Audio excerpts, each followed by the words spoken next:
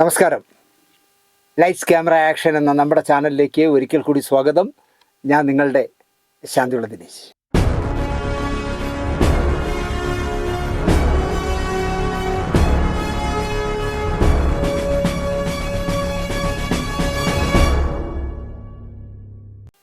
അഞ്ജു രമേഷ് എന്ന യുവാവ് എനിക്ക് അയച്ചു തന്ന ഒരു ഫോൺ സന്ദേശം ആദ്യം കേൾക്കാം. എൻ്റെ പൊന്നു സാറേ, ഈ മീനു മുനിയറിനെ പൂട്ട ഒരു വഴിയില്ലേ? ഇത്രയും സമൂഹത്തിനൊരു പ്രശ്നമായിട്ട് വരികയാണല്ലോ ഇവര്. ഞാനൊരു റിച്ച് പേഴ്സൺ ഒന്നുമല്ല, അല്ലെങ്കിൽ ഞാൻ പൊതുതാൽപര്യമായിട്ട് ഞാൻ എപ്പോഴും ഇറങ്ങിയേനെ. ഇപ്പം തന്നെ മോഹൻലാല് മമ്മൂട്ടി ഇവരെന്തൊക്കെയാണ് പറയുന്നത്? ഇവര് പറയാ മോഹൻലാലിന്റെ മമ്മൂട്ടിക്ക് അല്ല മോഹൻലാലിന്റെ റൂമിന്റെ അടുത്ത് റൂം ബുക്ക് ചെയ്തു തരാമെന്ന് മണിയമ്പിള്ള. ഞാൻ ചോദിച്ചോട്ടെ, മോഹൻലാലിന്റെ ഒരു ഹോട്ടലിൽ മോഹൻലാൽ താമസിച്ചു കഴിഞ്ഞാൽ അടുത്തൊന്ന് റൂം ബുക്ക് ചെയ്യാൻ പറ്റത്തില്ലേ? കാശുണ്ടെങ്കിൽ റൂം ബുക്ക് ചെയ്തൂടെ? അത് മറ്റേ പണിക്കാന്ന് എങ്ങനെ അത് അവര് പറയുന്നത്? ഇപ്പൊ മോഹൻലാലിനെ പരിചയപ്പെടുത്തി തരാം. ഇപ്പം ഈ കേരളത്തിലെ ഏത് വീട്ടിൽ ചെന്ന് മോഹൻലാലിനെ പരിചയപ്പെടുത്തി തരാന്ന് പറഞ്ഞാൽ അവർക്ക് സന്തോഷം വരുന്നില്ലേ? അത് മറ്റേ പണിക്കാന്ന് മോഹൻലാലിനെ പരിചയപ്പെടുത്തുന്നത്. ഇവരെ ഇനി ഇങ്ങനെ വിടാൻ പാടില്ല.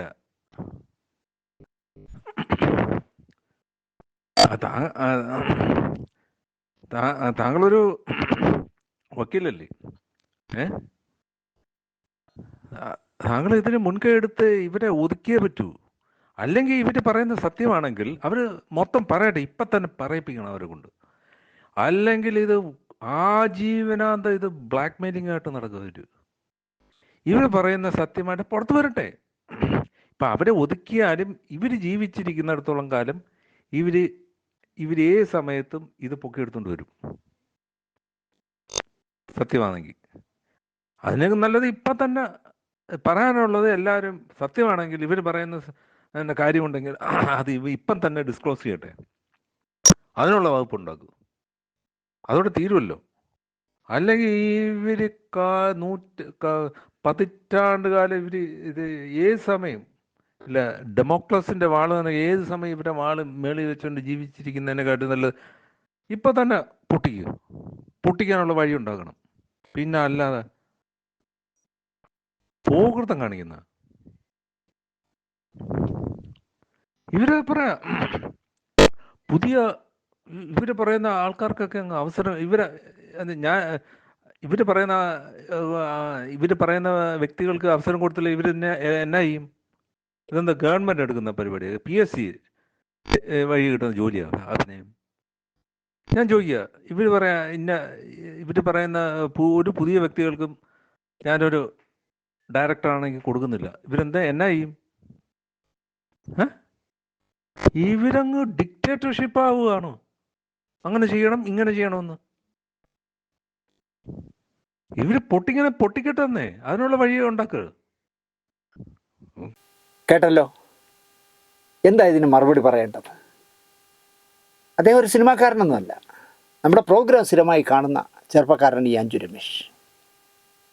അദ്ദേഹം അയച്ചിരിക്കുന്ന അദ്ദേഹത്തിൻ്റെ ഈ സിനിമാക്കാരെക്കുറിച്ച് എന്താ പറയുക, ലോക അലവലാദികളായിട്ട് സിനിമാക്കാരെ അവഹേളിക്കുന്ന തരത്തിൽ ചില പെണ്ണുങ്ങൾ ഇറങ്ങിയിരിക്കുന്നതിനെ പറ്റിയാണ് അഞ്ജു രമേഷ് എന്നോട് ചോദിക്കുന്നത്. ബർക്കാദത്ത് എന്ന് പറഞ്ഞ ആ സ്ത്രീ മീനു മുനീറിൻ്റെ എന്താ പറയുക മലയാള സിനിമയിൽ സംഭവിച്ച കാര്യങ്ങളെക്കുറിച്ച് ഒരു എപ്പിസോഡ് ചെയ്തിരിക്കുന്നത് എനിക്കൊരാൾ അയച്ചു. ബർക്കാദത്ത് ഇങ്ങനത്തെ മലയാള സിനിമയിൽ നോക്കിയിരിക്കുന്ന ഒരാളാണ്. മുമ്പ് അതിജീവിതയെക്കുറിച്ചും അവരെ അതിജീവിതയായിട്ടൊരു ഇൻ്റർവ്യൂ കൊടുത്തിരുന്നല്ലോ. എന്തായാലും മലയാള സിനിമ ഇൻഡസ്ട്രി മുഴുവൻ പെണ്ണുങ്ങളെ എന്താ പറയുക ഭ്രാന്ത് പിടിച്ച് പെണ്ണുങ്ങളെ പിടിക്കാൻ നടക്കുന്നവന്മാരാണ് എന്നുള്ള രീതിയിലുള്ളൊരു പ്രതീതി ഇന്ത്യയിൽ മുഴുവൻ സൃഷ്ടിക്കാൻ ബർക്കാദത്തിൻ്റെ എന്നൊക്കെ പറഞ്ഞാൽ ലക്ഷക്കണക്കിന് പേര് കാണുന്ന ചാനലാണ്. വലിയ കഷ്ടമാണ് എന്ന് എനിക്ക് പറയാനുള്ളൂ. ഈ പറയുന്ന മീനു മുനീർ എന്ന് പറയുന്ന സ്ത്രീയുടെ പേരിൽ ഒരു ചെറുപ്പക്കാരൻ മലയാള സിനിമ ഇൻഡസ്ട്രി എന്തുകൊണ്ടാണ് അനങ്ങാത്തത് എന്ന് ചോദിക്കുമ്പോൾ എനിക്ക് ഉത്തരവില്ല സത്യത്തിൽ പറയാൻ. വേണമെങ്കിൽ നമുക്ക് പറയാവുന്നത് 16 വയസ്സുകാരിയായ ഒരു പെൺകുട്ടിയെ 4 തമിഴന്മാർക്ക് കൊണ്ടുവന്ന് കാഴ്ചവെക്കാൻ കൊടുത്ത ആളാണ് മീനു മുനീർ. അത് വെളിയിൽ നിന്നൊരു ജൂനിയർ ആർട്ടിസ്റ്റ് ഒന്നല്ല കൊണ്ടുപോയേ, സ്വന്തം അമ്മയുടെ അനിയത്തിയുടെ മകളെ.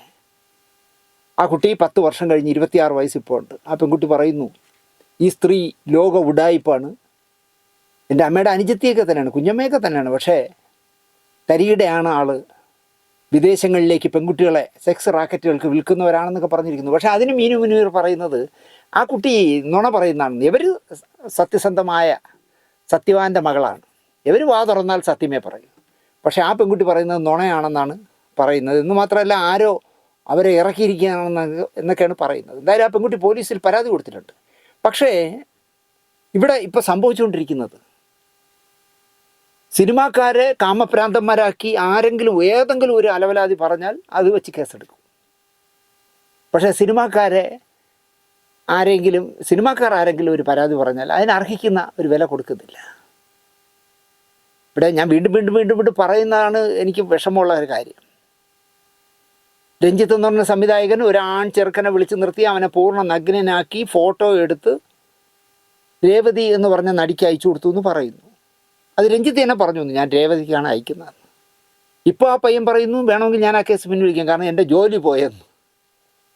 2012 എന്തോ ആണ് അവനെ നഗ്നനാക്കി നിർത്തി ഫോട്ടോ എടുത്തതെന്ന് പറയുന്നു, ദുരുപയോഗം ചെയ്തതെന്നും പറയുന്നു. പക്ഷേ 2015 ഇവൻ പറയുന്ന ഹോട്ടൽ ബാംഗ്ലൂർ വന്നത്. ആ കേസ് എവിടെയോ പോയി, ഇപ്പോൾ ആരും ചർച്ച ചെയ്യുന്നില്ല അതിനെപ്പറ്റി.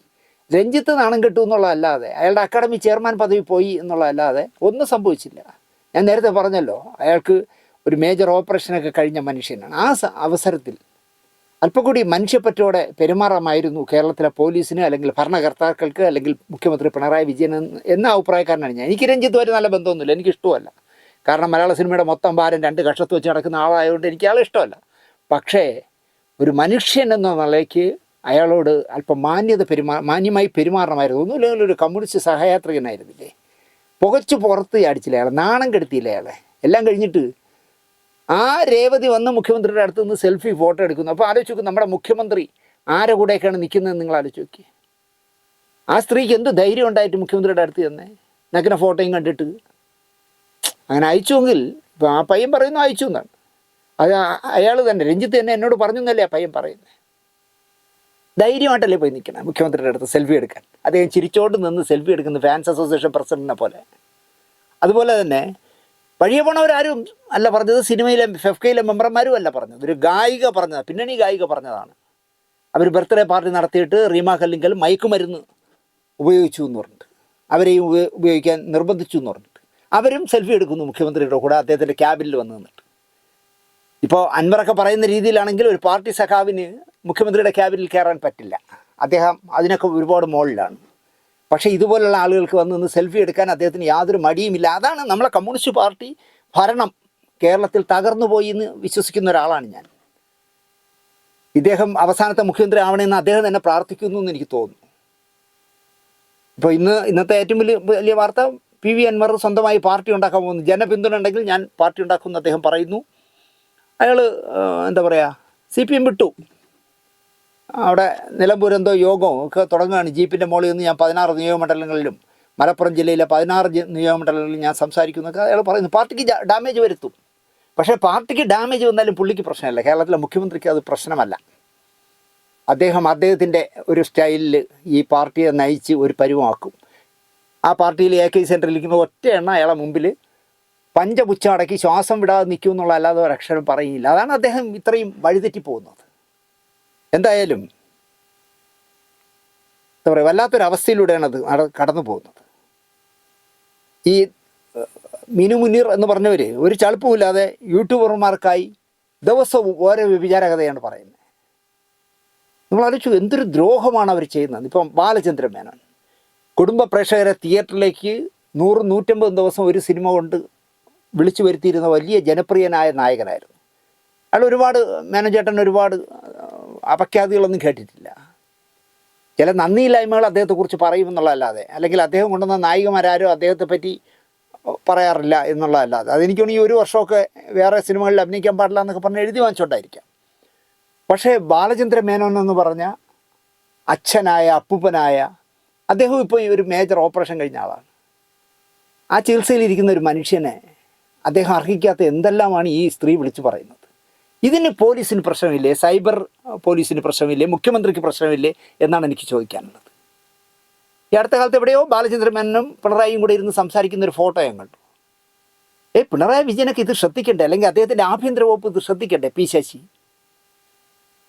ദിവസവും ഇപ്പോൾ പറയുന്നു മോഹൻലാൽ പെണ്ണുപിടിയൻ എന്നെ വിളിച്ചിരുന്നു, കടന്നിരുന്നു എന്നൊക്കെ പറയുന്നു. അടുത്തത് മമ്മൂട്ടിയെ പറ്റി പറയുന്നു. എടാ, മിനിമം മമ്മൂട്ടിയെങ്കിലും അതിൽ നിന്ന് ഒഴിവാക്കണ്ടേ? മമ്മൂട്ടി ഉണ്ട് ഉണ്ട് ഉണ്ട് ഉണ്ട് മമ്മൂട്ടിയെക്കുറിച്ച് ഒരുപാട് കാര്യങ്ങൾ എനിക്ക് പറയണ്ട. ഉണ്ട് ഉണ്ട് ഉണ്ട് ഉണ്ട് ഞാൻ പറയും. പിന്നെ 60 പെണ്ണുങ്ങളെ എവിടെ നിന്നൊക്കെ കേന്ദ്രീകരിക്കുന്നു എന്ന് ഈ 60 പെണ്ണുങ്ങളെ കൊണ്ടുവന്ന് പരാതി കൊടുക്കാൻ പോകുന്നു. അപ്പോൾ മലയാള സിനിമ എന്ന് പറഞ്ഞ ആ ഇൻഡസ്ട്രിയെ മുച്ചൂടും നശിപ്പിക്കും.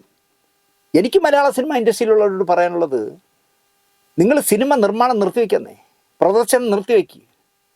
ഈ മുഖ്യമന്ത്രി ഇരിക്കുന്നിടത്തോളം കാലം ഇനി സിനിമ ചെയ്യുന്നില്ല എന്ന് വയ്ക്കുക, ഓടും. കാരണം കോടിക്കണക്കിന് രൂപയാണ് മാസം തോറും ടാക്സ് ആയിട്ട് വരുന്നത്, ഓടിത്തള്ളും. പക്ഷേ നമ്മുടെ സിനിമയിലെ ഒരു സംഘാടകർക്കും അതിനുള്ള ചങ്കൂറ്റമില്ല. എല്ലാവരും ഇദ്ദേഹത്തെ പേടിക്കുകയാണ്. ആരെ? പിണറായി. എന്തിനാണെന്ന് എനിക്കറിയില്ല. തെറ്റ് ചെയ്യാത്തവന്മാരെന്തിനാ പിണറായി കാണുമ്പോൾ മുട്ടടിക്കുന്നത്, പേടിക്കുന്നത്? എനിക്ക് മനസ്സിലാവാത്തൊരു ചോദ്യമാണത്. ഇപ്പോൾ ഇവിടെ ഒരു അവാർഡ് വാങ്ങിക്കാൻ വന്ന മോഹൻലാൽ അദ്ദേഹത്തിൻ്റെ അടുത്തിരുന്ന് വളരെ കാര്യമായിട്ട് സംസാരിക്കുന്നു. മോഹൻലാൽ അമ്മയുടെ പ്രസിഡന്റ് എന്നുള്ള നിലയ്ക്ക് അപ്പോഴെങ്കിലും പറയണ്ടേ, സാറേ പിണറായി സഖാവേ, ഇപ്പോൾ ഇവിടെ നടക്കുന്നത് മുഴുവൻ ശുദ്ധ പോക്കർത്തനമാണ് കേട്ടോ, ഞങ്ങളെ സിനിമ ഇൻഡസ്ട്രിയെ നിങ്ങൾ നശിപ്പിച്ചിട്ടേ പോവുള്ളൂ എന്ന് ചോദിക്കണ്ടേ? ഇടതുപക്ഷക്കാരാണെന്ന് ഏറ്റവും കൂടുതൽ സിനിമയിലുള്ളത്. എല്ലാവരും പോകും ഇതിന്ന്. ഈ മനുഷ്യൻ എല്ലാ ഇടതുപക്ഷ സ്വഭാവമുള്ള ആൾക്കാരെയും വേറെ ഏതെങ്കിലും ഒരു ലാവണത്തെ കൊണ്ട് കെട്ടിയിട്ട് ഇദ്ദേഹം മുഖ്യമന്ത്രി സ്ഥാനം ഒഴിയുമെന്നാണ് എനിക്ക് തോന്നുന്നത്.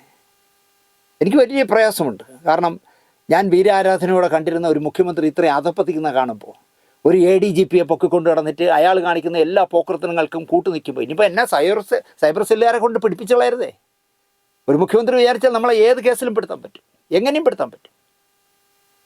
അപ്പോൾ അതുകൊണ്ട് അങ്ങനെയൊന്നും ചെയ്തു കളയരുത് ദൈവം. മറ്റേ സൽകുമാർ ശശിധരൻ പറഞ്ഞ പോലെ എനിക്ക് മുദ്രാവാക്യം വിളിക്കാനൊന്നും വയ്യ എന്നെ പിടിക്കാൻ വന്നാൽ. കാരണം എനിക്ക് അത്രയും തൊലിക്കട്ടിയില്ല. ഒരു പൊതി കഞ്ചാവോ ഒരു പൊതി എന്തെങ്കിലും കൊണ്ടൊന്ന് വീട്ടിലോ എൻ്റെ കാറിലോ എവിടെയെങ്കിലും കൊണ്ടിട്ടിട്ട്, അല്ലെങ്കിൽ എൻ്റെ പുസ്തക കാട്ടിനകത്ത് കൊണ്ട് എറിഞ്ഞിട്ട് പോലീസുകാരൊന്നും എടുത്തിട്ട് അവൻ മയക്ക് വലിക്കുന്നവനാണ്, ഗഞ്ച വലിക്കുന്നവനാണെന്നൊക്കെ പറഞ്ഞാൽ പോരെ. പെടുത്താൻ ഒരു മുഖ്യമന്ത്രി വിചാരിച്ച ആരും പെടുത്താമെന്ന്. അദ്ദേഹം ഒന്നാമത് ഈ അടുത്ത കാലത്ത് പത്രസമ്മേളനത്തിൽ പറഞ്ഞത്, പ്രശസ്തയായ ഡബ്ബിംഗ് ആർട്ടിസ്റ്റിനെ മോശമായി ചിത്രീകരിച്ച ഒരു പഴയ സംവിധായകനെ, ഞാൻ പഴയ സംവിധായകനേക്കാളും പഴയ കമ്മ്യൂണിസ്റ്റുകാരനെന്ന് പറയൂ പിണറായി വിജയൻ. നിങ്ങൾക്ക് വേണ്ടി കഴിഞ്ഞ ഇലക്ഷന് ഞാൻ ഒരുപാട് കാര്യങ്ങൾ ചെയ്തു തന്നില്ലേ? 10 പൈസ വാങ്ങിച്ചോന്ന് നിങ്ങൾ തിരക്കി നോക്കൂ. ലീൻ ബി ജസ്മസ് വരുമ്പോൾ ചോദിച്ചു നോക്കൂ ഞാൻ വാങ്ങിച്ചോന്ന്. എനിക്ക് 5000 രൂപ വെച്ച് തരാമെന്ന് പറഞ്ഞു ഒരു എപ്പിസോഡിന്. ഞാൻ ചെയ്തതിന് ഏതെങ്കിലും 10 പൈസ അവരെടുത്തോന്ന് എനിക്കുണ്ടോ? ഞാൻ വാങ്ങിച്ചിട്ടില്ല. അല്ലെങ്കിൽ അവിടെ നിങ്ങളുടെ അവിടെ മനോജ് ഉണ്ടല്ലോ, PM മനോജ് ഉണ്ടല്ലോ, മനോജിനോട് ചോദിക്കൂ ദിനേശ് ആരെന്ന്. ദിനേശ് പെണ്ണുപിടിയനും പെണ്ണുങ്ങളെ അപഖ്യാതി പറയുന്നവനും പെണ്ണുങ്ങളെ മോശമായി ചിത്രീകരിക്കുന്നവനും അല്ല പിണറായി. നിങ്ങൾക്ക് ആൾ മാറിപ്പോയി. നിങ്ങൾ PM മനോജിനോട് ചോദിക്കൂ ദിനേശ് പോക്കരിയാണോ. എന്നോട് ലീൻ പറഞ്ഞതാണ്, ഇലക്ഷൻ ഒന്ന് കഴിഞ്ഞോട്ടെ, ഓൻ്റെ പ്രയാസങ്ങൾ നമുക്ക് മാറ്റി കൊടുക്കാം. ഞാൻ കഴിഞ്ഞ മിനിസ്ട്രിയിൽ ഇരിക്കുമ്പോൾ ഞാൻ മുഖ്യമന്ത്രി ആയിരിക്കുമ്പോഴാണല്ലോ അയാൾ അറസ്റ്റ് ചെയ്തത്, അറസ്റ്റ് രേഖപ്പെടുത്തിയത്. അതൊക്കെ അതുകൊണ്ട് ദിനേശ് ഒരുമാതിരി മാറി നിൽക്കുന്നു എന്ന് പറഞ്ഞപ്പോൾ ലീനിനോട് അദ്ദേഹം പറഞ്ഞു എന്നാണ് ലീൻ എന്നോട് പറഞ്ഞത്. ഇലക്ഷൻ ഒന്ന് കഴിഞ്ഞോട്ടെ, അയാളുടെ പരിഭവങ്ങൾ തീർക്കാമെന്ന് പറഞ്ഞു. എൻ്റെ ഒരു പരിഭവവും തീർത്തില്ല. നമ്മൾ കോടതി കയറി ഇറങ്ങുക. ഇന്നും കോടതി വഞ്ചിയൂർ കോടതി പോയിട്ടാണ് ഞാൻ വന്നിരിക്കുന്നത്. എനിക്കതുകൊണ്ട് തന്നെ അങ്ങനെ പേടിയുമില്ല. ഞാൻ തെറ്റ് ചെയ്യാത്ത ഒരു മനുഷ്യനാകുമ്പോൾ ഞാൻ ഇതിനെ കണ്ടവനെയൊക്കെ പേടിക്കുന്നത്. ഹേമ കമ്മിറ്റി റിപ്പോർട്ടിൻ്റെ മറ പിടിച്ച് എന്തിനും ഏതിനും തയ്യാറാവുന്ന കുറച്ച് സ്ത്രീകളെ കയറൂരി വിട്ടിട്ട് കൈയും കെട്ടിയിരിക്കുകയാണ് ഭരണകർത്താക്കളെന്ന് ഞാൻ പറയും. ആലോചിച്ച് നോക്കും, ഞാൻ മെനങ്ങാന്ന് ഉച്ചയ്ക്ക് എന്ത് കറി കഴിച്ചു എന്ന് ചോദിച്ചാൽ എനിക്ക് പറയാൻ കഴിയില്ല. സിന്ധു അണ്ണാ മെനങ്ങാന്ന് ഞാൻ വെച്ചത് തീയലാണോ എന്ന് ചോദിച്ചാൽ എനിക്ക് ഓർമ്മ കാണില്ല. 8 വർഷം മുമ്പ് സിദ്ദിഖ് മീൻകറിയും മീൻ പൊരിച്ചതും ചോറും തൈരും ഒക്കെ വാങ്ങി കഴിച്ചതിന് 8 വർഷം കഴിഞ്ഞ് പോലീസിന് മൊഴി കൊടുത്തിരിക്കുന്നു ഒരു പെൺകുട്ടി. അത് വെച്ചാണല്ലോ മസ്കറ്റ് ഹോട്ടലിൽ ചെന്ന് ആ ഡേറ്റ് പറഞ്ഞിട്ട് ഇയാൾ ഒരാൾ ആഹാരം കഴിക്കുന്നിടത്ത് ഒരു പെണ്ണിൻ്റെ ഇരുന്നൂടെ? അയാൾ ആഹാരം കഴിക്കുന്നത് കൊടുത്തിട്ടാണ് പീഡിപ്പിച്ചെന്ന് പറഞ്ഞത്. എനിക്കറിയില്ല. അമ്മയും അച്ഛനും കൂട്ടുകാരികളും എല്ലാമായിട്ടാണ് ഞാൻ മസ്കറ്റ് ഹോട്ടലിൽ സിദ്ദിഖ് സാറിനെ കാണാൻ ചെന്നത്. സിദ്ദിഖ് സാർ ആര്? മലയാളത്തിലെ സംവിധായകനോ അതോ നിർമ്മാതാവോ? അയാളെ കാണാൻ ചെന്നപ്പോൾ ഈ അമ്മയും അച്ഛനെയും കൂട്ടുകാരിയൊക്കെ കൗണ്ടറിൽ ഇരുത്തിയിട്ട് അവൾ ഒറ്റയ്ക്ക് എന്തിനാ പോയേ ചോദിച്ചാൽ പറയും ഞാനൊരു സ്ത്രീ വിരുദ്ധനാണെന്ന് പറയും. ശ്രീമതി ടീച്ചറൊക്കെ ചാടി ഇറങ്ങിക്കളയും നമ്മൾ സ്ത്രീ വിരുദ്ധനാണെന്ന് പറഞ്ഞിട്ട്. എനിക്ക് നിങ്ങളുടെ ഒന്നും സർട്ടിഫിക്കറ്റ് വേണ്ടെന്നേ, ഞാൻ സ്ത്രീ വിരുദ്ധനല്ല എന്ന് തെളിയിക്കാനുള്ള ഒരു സർട്ടിഫിക്കറ്റും എൻ്റെ പാർട്ടി സഖാക്കളുടെ വേണ്ട. നിങ്ങൾ പറയാനുള്ളതൊക്കെ പറഞ്ഞു, അല്ല എന്തു പറയാനെന്നേ. ഇവിടുത്തെ ഭരണരംഗത്തെ പിടിപ്പുകേടുകൾ, ADGPയുടെ കള്ളക്കളികൾ, PV അൻവറിൻ്റെ ഭീഷണിപ്പെടുത്തൽ, ഇതാ ഇപ്പോൾ പുറത്തു പോയത്, നിരവധി ഭരണ പ്രശ്നങ്ങൾ, ഇവയിൽ നിന്ന് രക്ഷ നേടാനായി ഏത് അലവലാതിക്കും ആരെയും എന്തും പറയാൻ ഫ്രീ ആയിട്ട് തുറന്നു വിട്ടിരിക്കുകയാണെന്നാണ് എനിക്ക് തോന്നുന്നത്. മോഹൻലാലിനെയും മമ്മൂട്ടിയൊക്കെ കയറ്റുകയാണെന്നേ ലിസ്റ്റിൽ. ഇപ്പോൾ ബാലേന്ദ്രനെ കയറ്റാമെങ്കിൽ ഇനി മധുസാർ പാവം 95 വയസ്സായി, ഇനി ആ മനുഷ്യനും എന്നെ പണ്ട് മറ്റത് ചെയ്തിരുന്നെന്ന് ഈ സ്ത്രീ പറയുമെന്ന് എനിക്കറിയില്ല. ഇവിടെ മയക്കുമരുന്ന് പാർട്ടി നടത്തുന്ന, ഞാൻ നേരത്തെ പറഞ്ഞല്ലോ, നടിക്കെതിരെ ഒരു അന്വേഷണവുമില്ല. അവർക്ക് 100% ഫ്രീ. പൊയ്ക്കോ. നഗ്ന ഫോട്ടോ എടുത്തൊരു സംവിധായകൻ കൊടുത്ത്, എന്താ പറയുക, അദ്ദേഹത്തിൻ്റെ കീപ്പിന് കൊടുത്തതിനും നോ, പൊയ്ക്കോ. അവരുമായി സെൽഫി എടുക്കാനും അദ്ദേഹത്തിന് പ്രശ്നമില്ല, അവർക്കും സന്തോഷം, ആ 5 എണ്ണത്തിനും സന്തോഷം. മുഖ്യമന്ത്രി സെൽഫി എടുത്തല്ലോ, ഞങ്ങളെ മാത്രമേ സെൽഫി എടുക്കുന്നുള്ളൂ. ഉണ്ണികൃഷ്ണൻ്റെയും മോഹൻലാലിൻ്റെയും അതുപോലെ പ്രൊഡ്യൂസർ അസോസിയേഷൻ്റെ രഞ്ജിത്തിൻ്റെയും രാകേഷിൻ്റെയും ഒന്നും കൂടെ ഒന്നും അദ്ദേഹം സെൽഫി എടുക്കില്ലല്ലോ. സെൽഫി അല്ല, ഇപ്പം WCCക്ക് മാത്രമായിട്ട് ഹോൾസെയിൽ കൊടുത്തിരിക്കുകയാണ്. ഇങ്ങനെ ഒരു പന്തിയിൽ 2 ഇനം വിളമ്പരുത് മുഖ്യമന്ത്രി എന്നാണ് എനിക്ക് പറയാനുള്ളത്. ഭീഷണിപ്പെടുത്തി ഭരിക്കാൻ അറിയാം എന്നതിനാൽ ഒരൊറ്റ വീരശൂര പരാക്രമിയും സിനിമയിൽ നിന്ന് മുഖ്യമന്ത്രിയെ കാണില്ല എന്നുള്ള കാര്യം ഉറപ്പാണ്. പിണറായി എന്ന് പറഞ്ഞാൽ എല്ലാവരുടെയും മുട്ടടിക്കും. അത് എന്തിനെന്ന് എനിക്ക് മനസ്സിലാവണില്ല. ഇയാളാര് കാലനോ? മുട്ടടിക്കും, അതാണ് പ്രശ്നം. പട്ടയമില്ലാത്ത എസ്റ്റേറ്റും കൊട്ടാരം സദൃശമായി വെച്ച വീടിൻ്റെ പുറകെ കിടക്കുന്ന പുറമ്പോക്കൊക്കെ എഴുതി വാങ്ങിക്കാനായിട്ട് ഇദ്ദേഹത്തെ ആവശ്യമുള്ളതുകൊണ്ടാണോ എന്നറിഞ്ഞൂടെ ഇത്രയും അടുപ്പം ഉണ്ടായിട്ട് മുഖ്യമന്ത്രിയോട് കമാന്നൊരക്ഷരം പറയാൻ ഇവിടുത്തെ വീരശൂര പരാക്രമികൾ തയ്യാറല്ല എന്നുള്ളതാണ്. VD സതീശൻ RSSൻ്റെ കാര്യാലയത്തിൽ പോയി പഞ്ചപുച്ഛമടക്കി നിൽക്കുന്ന ഫോട്ടോയും വാർത്തയും പോരാളി ഷാജി മാത്രമല്ല മുഖ്യമന്ത്രി അടക്കമുള്ളവർ നിയമസഭയിലും പുറത്തും ഒക്കെ സംസാരിച്ചു. എന്നാൽ തലയിൽ മുണ്ടിട്ടിട്ട് RSSൻ്റെ കൊച്ചിയിലെ കാര്യാലയത്തിൽ ചെന്ന്, എന്താ പറയുക, അവിടുത്തെ ഏതൊരു നേതാവുണ്ടല്ലോ, അവരുടെ സർവകൃതിനെ പോലെ ആരോ ഒരുത്തൻ്റെ പുഷ്പാർച്ചനയൊക്കെ നടത്തി അടുത്ത പത്മഭൂഷൺ ഒപ്പിക്കാൻ നടന്നത് എന്തായാലും രഹസ്യ പോലീസ് മുഖ്യമന്ത്രിയെ അറിയിക്കാതിരിക്കില്ല. അപ്പോൾ ഇവർക്കൊക്കെ അതുകൊണ്ടായിരിക്കും എന്നേ പേടി എന്ന് ഇദ്ദേഹത്തെ കാണാൻ. ഉറപ്പായിട്ടും മുഖ്യൻ അറിഞ്ഞിരിക്കും. ഇങ്ങനെ രാത്രി തലയും മുണ്ടിട്ട് ചെന്നിരുന്നു. കമ്മ്യൂണിസത്തിൻ്റെ പേരും പറഞ്ഞ് പരിചയപ്പെട്ടവരെ മുഴുവൻ പറ്റിച്ച് പ്രതിയാക്കി നടക്കുന്ന ഒരുത്തൻ ഇപ്പോൾ ഒരു സംഘടന ഉണ്ടാക്കാൻ നടക്കുകയാണല്ലോ. ഗൾഫിൽ കാശുള്ള ഏതെല്ലാം കാക്കമാരുണ്ടോ, ഈ കാക്ക എന്ന് പറയുമ്പോൾ പലരും സംശയിക്കും ഞാൻ മുസ്ലിങ്ങളെ കളിയാക്കുന്നല്ല. ഈ പറയുന്ന സംഘടനാ നേതാവാൻ പോകുന്ന കാക്ക ഒരു കമ്മ്യൂണിസ്റ്റുകാരനെന്നുള്ള നിലയ്ക്കല്ല, അയാളൊരു കാക്കയാണെന്ന് വിശ്വസിച്ചിട്ടാണ് ഈ ഗൾഫിലിരിക്കുന്ന പാവങ്ങൾ കഷ്ടപ്പെട്ടുണ്ടാക്കുന്ന കോടിക്കണക്കിന് രൂപ ഇവൻ്റെ പേരിൽ അയച്ചു കൊടുത്തത്. ഇവൻ അത് മുഴുവൻ വിഴുങ്ങി. അവനാണ് കമ്മ്യൂണിസ്റ്റ്, മനസ്സിലായില്ലേ? അവനാണ് പുതിയ പാർട്ടി ഉണ്ടാക്കാൻ പോണത്. രസമായിരിക്കും. കാരണം ആനയും സിംഹവും കടുവയും മൂങ്ങയും മുയലും മാനും എല്ലാം കൂടെ ഒന്നിച്ച്, നിർമ്മാതാക്കളും ഫെഫ്കയിലെ ടെക്നീഷ്യന്മാരും അഭിനേതാക്കളും ജൂനിയർ ആർട്ടിസ്റ്റുകളും ഡ്രൈവർമാരും എല്ലാവരും ചേർത്ത് ഞാനൊരു ഒറ്റ സംഘടന ഉണ്ടാക്കാൻ പോകണമെന്നാണ് പറയണേ. തന്നെ തകർത്തവരെ ഏത് വഴിയും ഞാനും തകർക്കും എന്ന് വീമ്പ് പറഞ്ഞ് നടക്കുന്ന ഒരു കൊളരുതാത്വം ഉണ്ടല്ലോ, ഒരു പഴയ ഒരു വീരശൂര പരാക്രമി. രണ്ടുപേരും കൂടെ ചേർന്നാണ് മലയാള സിനിമയുടെ ഹാർമണി നശിപ്പിക്കാനായിട്ട് പുതിയ യൂണിയൻ ഉണ്ടാക്കാൻ പോകണം. ആദ്യം ഇടതുപക്ഷ യൂണിയൻ എന്ന് പറഞ്ഞു, അത് ക്ലച്ച് പിടിക്കില്ല എന്ന് കണ്ടപ്പോൾ എന്താ ഇടതുപക്ഷ യൂണിയൻ വേണ്ട, നമ്മൾ ഉണ്ടാക്കും എന്ന് പറഞ്ഞ് തുടങ്ങി. ലിജോ ജോസ് പല്ലിശ്ശേരി നയിക്കും എന്നൊക്കെ പറഞ്ഞ് ഇറക്കി. പിറ്റേ ദിവസം രാവിലെ ലിജോയുടെ കുറിപ്പ് വരുന്നു, പുതിയ സംഘടന ഉണ്ടാകുന്നത് നല്ലതാണ്, അത് നല്ല സംഘടനയാണെങ്കിൽ ഞാൻ അങ്ങോട്ട് കൊടുക്കാം, പക്ഷേ ഞാനിപ്പം നിങ്ങളോടെ ഒന്നുമില്ല, എനിക്ക് നിങ്ങളുടെ ഒന്നും ഒരു കൂട്ടുമില്ല എന്ന് പച്ചക്കിറക്കി. അങ്ങനെ ആദ്യം തന്നെ എൻ്റെ ആഫീസ് പൂട്ടി. പക്ഷേ ഞാൻ അറിയുന്നത് ഓരോ സെക്ഷനിലും ഫെഫ്കയിൽ അസ്വസ്ഥരായി നിൽക്കുന്ന ആൾക്കാരെ, അമ്മയിൽ അസ്വസ്ഥരായി നിൽക്കുന്ന ആൾക്കാരെയൊക്കെ വിളിച്ച് നമുക്കെല്ലാം കൂടെ ഒന്നിച്ചിരിക്കാമെന്ന് പറഞ്ഞു എന്ന് പറയുന്നു. ഷമീത്തിലനൊക്കെ കാണും മിക്കവാറും അതിൽ. എന്തായാലും നിർമ്മാതാക്കളുടെ സംഘടനയിൽ നിന്ന് സാന്ദ്ര തോമസ് വെടിപൊട്ടിക്കുന്നു എന്ന് കണ്ടപ്പോൾ സാന്ദ്രയെ വിളിച്ചു നോക്കി. സാന്ദ്ര പറഞ്ഞു, തൽക്കാലം ഞാനില്ല, ഞാനിവിടെ പ്രൊഡ്യൂസർ അസോസിയേഷനിലേ ഉള്ളൂ, നിങ്ങളുടെ കൂടെ ഇല്ല എന്ന് ആ കുട്ടി പറഞ്ഞു. അത്രയും നല്ലത് എന്ന് ഞാൻ പറയും. എന്തായാലും സംഘടന ഉണ്ടാക്കാൻ ഓടി നടക്കുകയാണ്. എനിക്ക് അവരോട് പറയാനുള്ള ഒറ്റ കാര്യമേ ഉള്ളൂ, നിങ്ങൾ സംഘടന ഉണ്ടാക്കുമ്പം അതിൻ്റെ എംബ്ലം ഒരു പോക്കൊഴിലാവുന്നത് നല്ലതാണ്. പോക്കൊഴിലാവുമ്പോൾ ആ പുക പോകുന്ന ഒരു എംബ്ലം ഉണ്ടാക്കണമെന്നാണ് എനിക്ക് പറയാനുള്ളത്. പറഞ്ഞാൽ ഞാൻ ഒരുപാട് തുറന്ന് പറയേണ്ടി വരും. എന്നെ ഒരു അസിസ്റ്റൻ്റ് എററാവാൻ നടക്കുന്ന ഒരു ചെറുപ്പക്കാരൻ എന്നെ കാണാൻ വന്നു. അവൻ ഇങ്ങനെ വർത്തമാനത്തിൻ്റെ ഞാൻ പറഞ്ഞാൽ എനിക്ക് സിനിമയൊന്നുമില്ല, സിനിമ സീരിയൽ തുടങ്ങുമ്പോൾ എൻ്റെ ചാനലിൽ കൂടെ പറയുമ്പോൾ നീ എന്നെ ബന്ധപ്പെട്ടാൽ ഞാൻ നിനക്ക് എന്നെക്കൊണ്ട് കഴിയുന്നത് ചെയ്യാം. അപ്പോൾ അവൻ പറഞ്ഞു, ഈ സാറിനെ ഇപ്പോൾ ഈ യൂണിയൻ ഉണ്ടാക്കാൻ നടക്കുന്ന സാറിനെ വീട്ടിൽ പോയി കണ്ടു, ഫ്ലാറ്റിൽ പോയി കണ്ടു, അസിസ്റ്റൻ്റ് ഡയറക്ടർ ആവാൻ കൂടെ നിർത്തണം എന്ന് പറയാൻ. അപ്പോൾ അവൻ്റെ ഒരുപാട് കാര്യങ്ങളൊക്കെ ചോദിച്ചു പോയിട്ട് ചോദിച്ചു, പുകവലിക്കോ? ഇല്ല. മദ്യപിക്കോ? ഇല്ല. ഗഞ്ച മറ്റേ ഉണ്ടോ? ഇല്ല. അതൊന്നും ഞാൻ ഉപയോഗിക്കില്ല സാർ. അയ്യോ നമ്മളെ കൂടെ പറ്റില്ല കേട്ടോ എന്ന് പറഞ്ഞു. അവൻ എൻ്റെ കൂടെ പറഞ്ഞു, അവൻ്റെ മുഖത്ത് നോക്കി പറഞ്ഞു, നമ്മളെ കൂടെ നിൽക്കാൻ പറ്റിയ യോഗ്യതയുള്ള ആളല്ല എന്ന് പറഞ്ഞു വിട്ടു. അതുകൊണ്ട് തന്നെ ആ സംഘടനയ്ക്ക് പുകക്കുഴലിൻ്റെ എംബ്ലം കൊടുക്കുന്നതായിരിക്കും നല്ലത്. ആരുടെയൊക്കെയോ പുക കാണാൻ നടക്കുന്ന മലയാള സിനിമാ രംഗത്തെ പുകയുടെയും പകയുടെയും ഹോൾസെയിൽ ഡീലറും പല്ലുകൊഴിഞ്ഞ പഴയ ചട്ടമ്പി മാടമ്പിയും അസ്വസ്ഥത പടർത്തി വിതച്ചത് കൊയ്യാൻ നടക്കുകയാണല്ലോ. നടക്കട്ടെ എന്നാണ് എനിക്ക് പറഞ്ഞത്. ബഹുരസമായിരിക്കും കാര്യങ്ങൾ.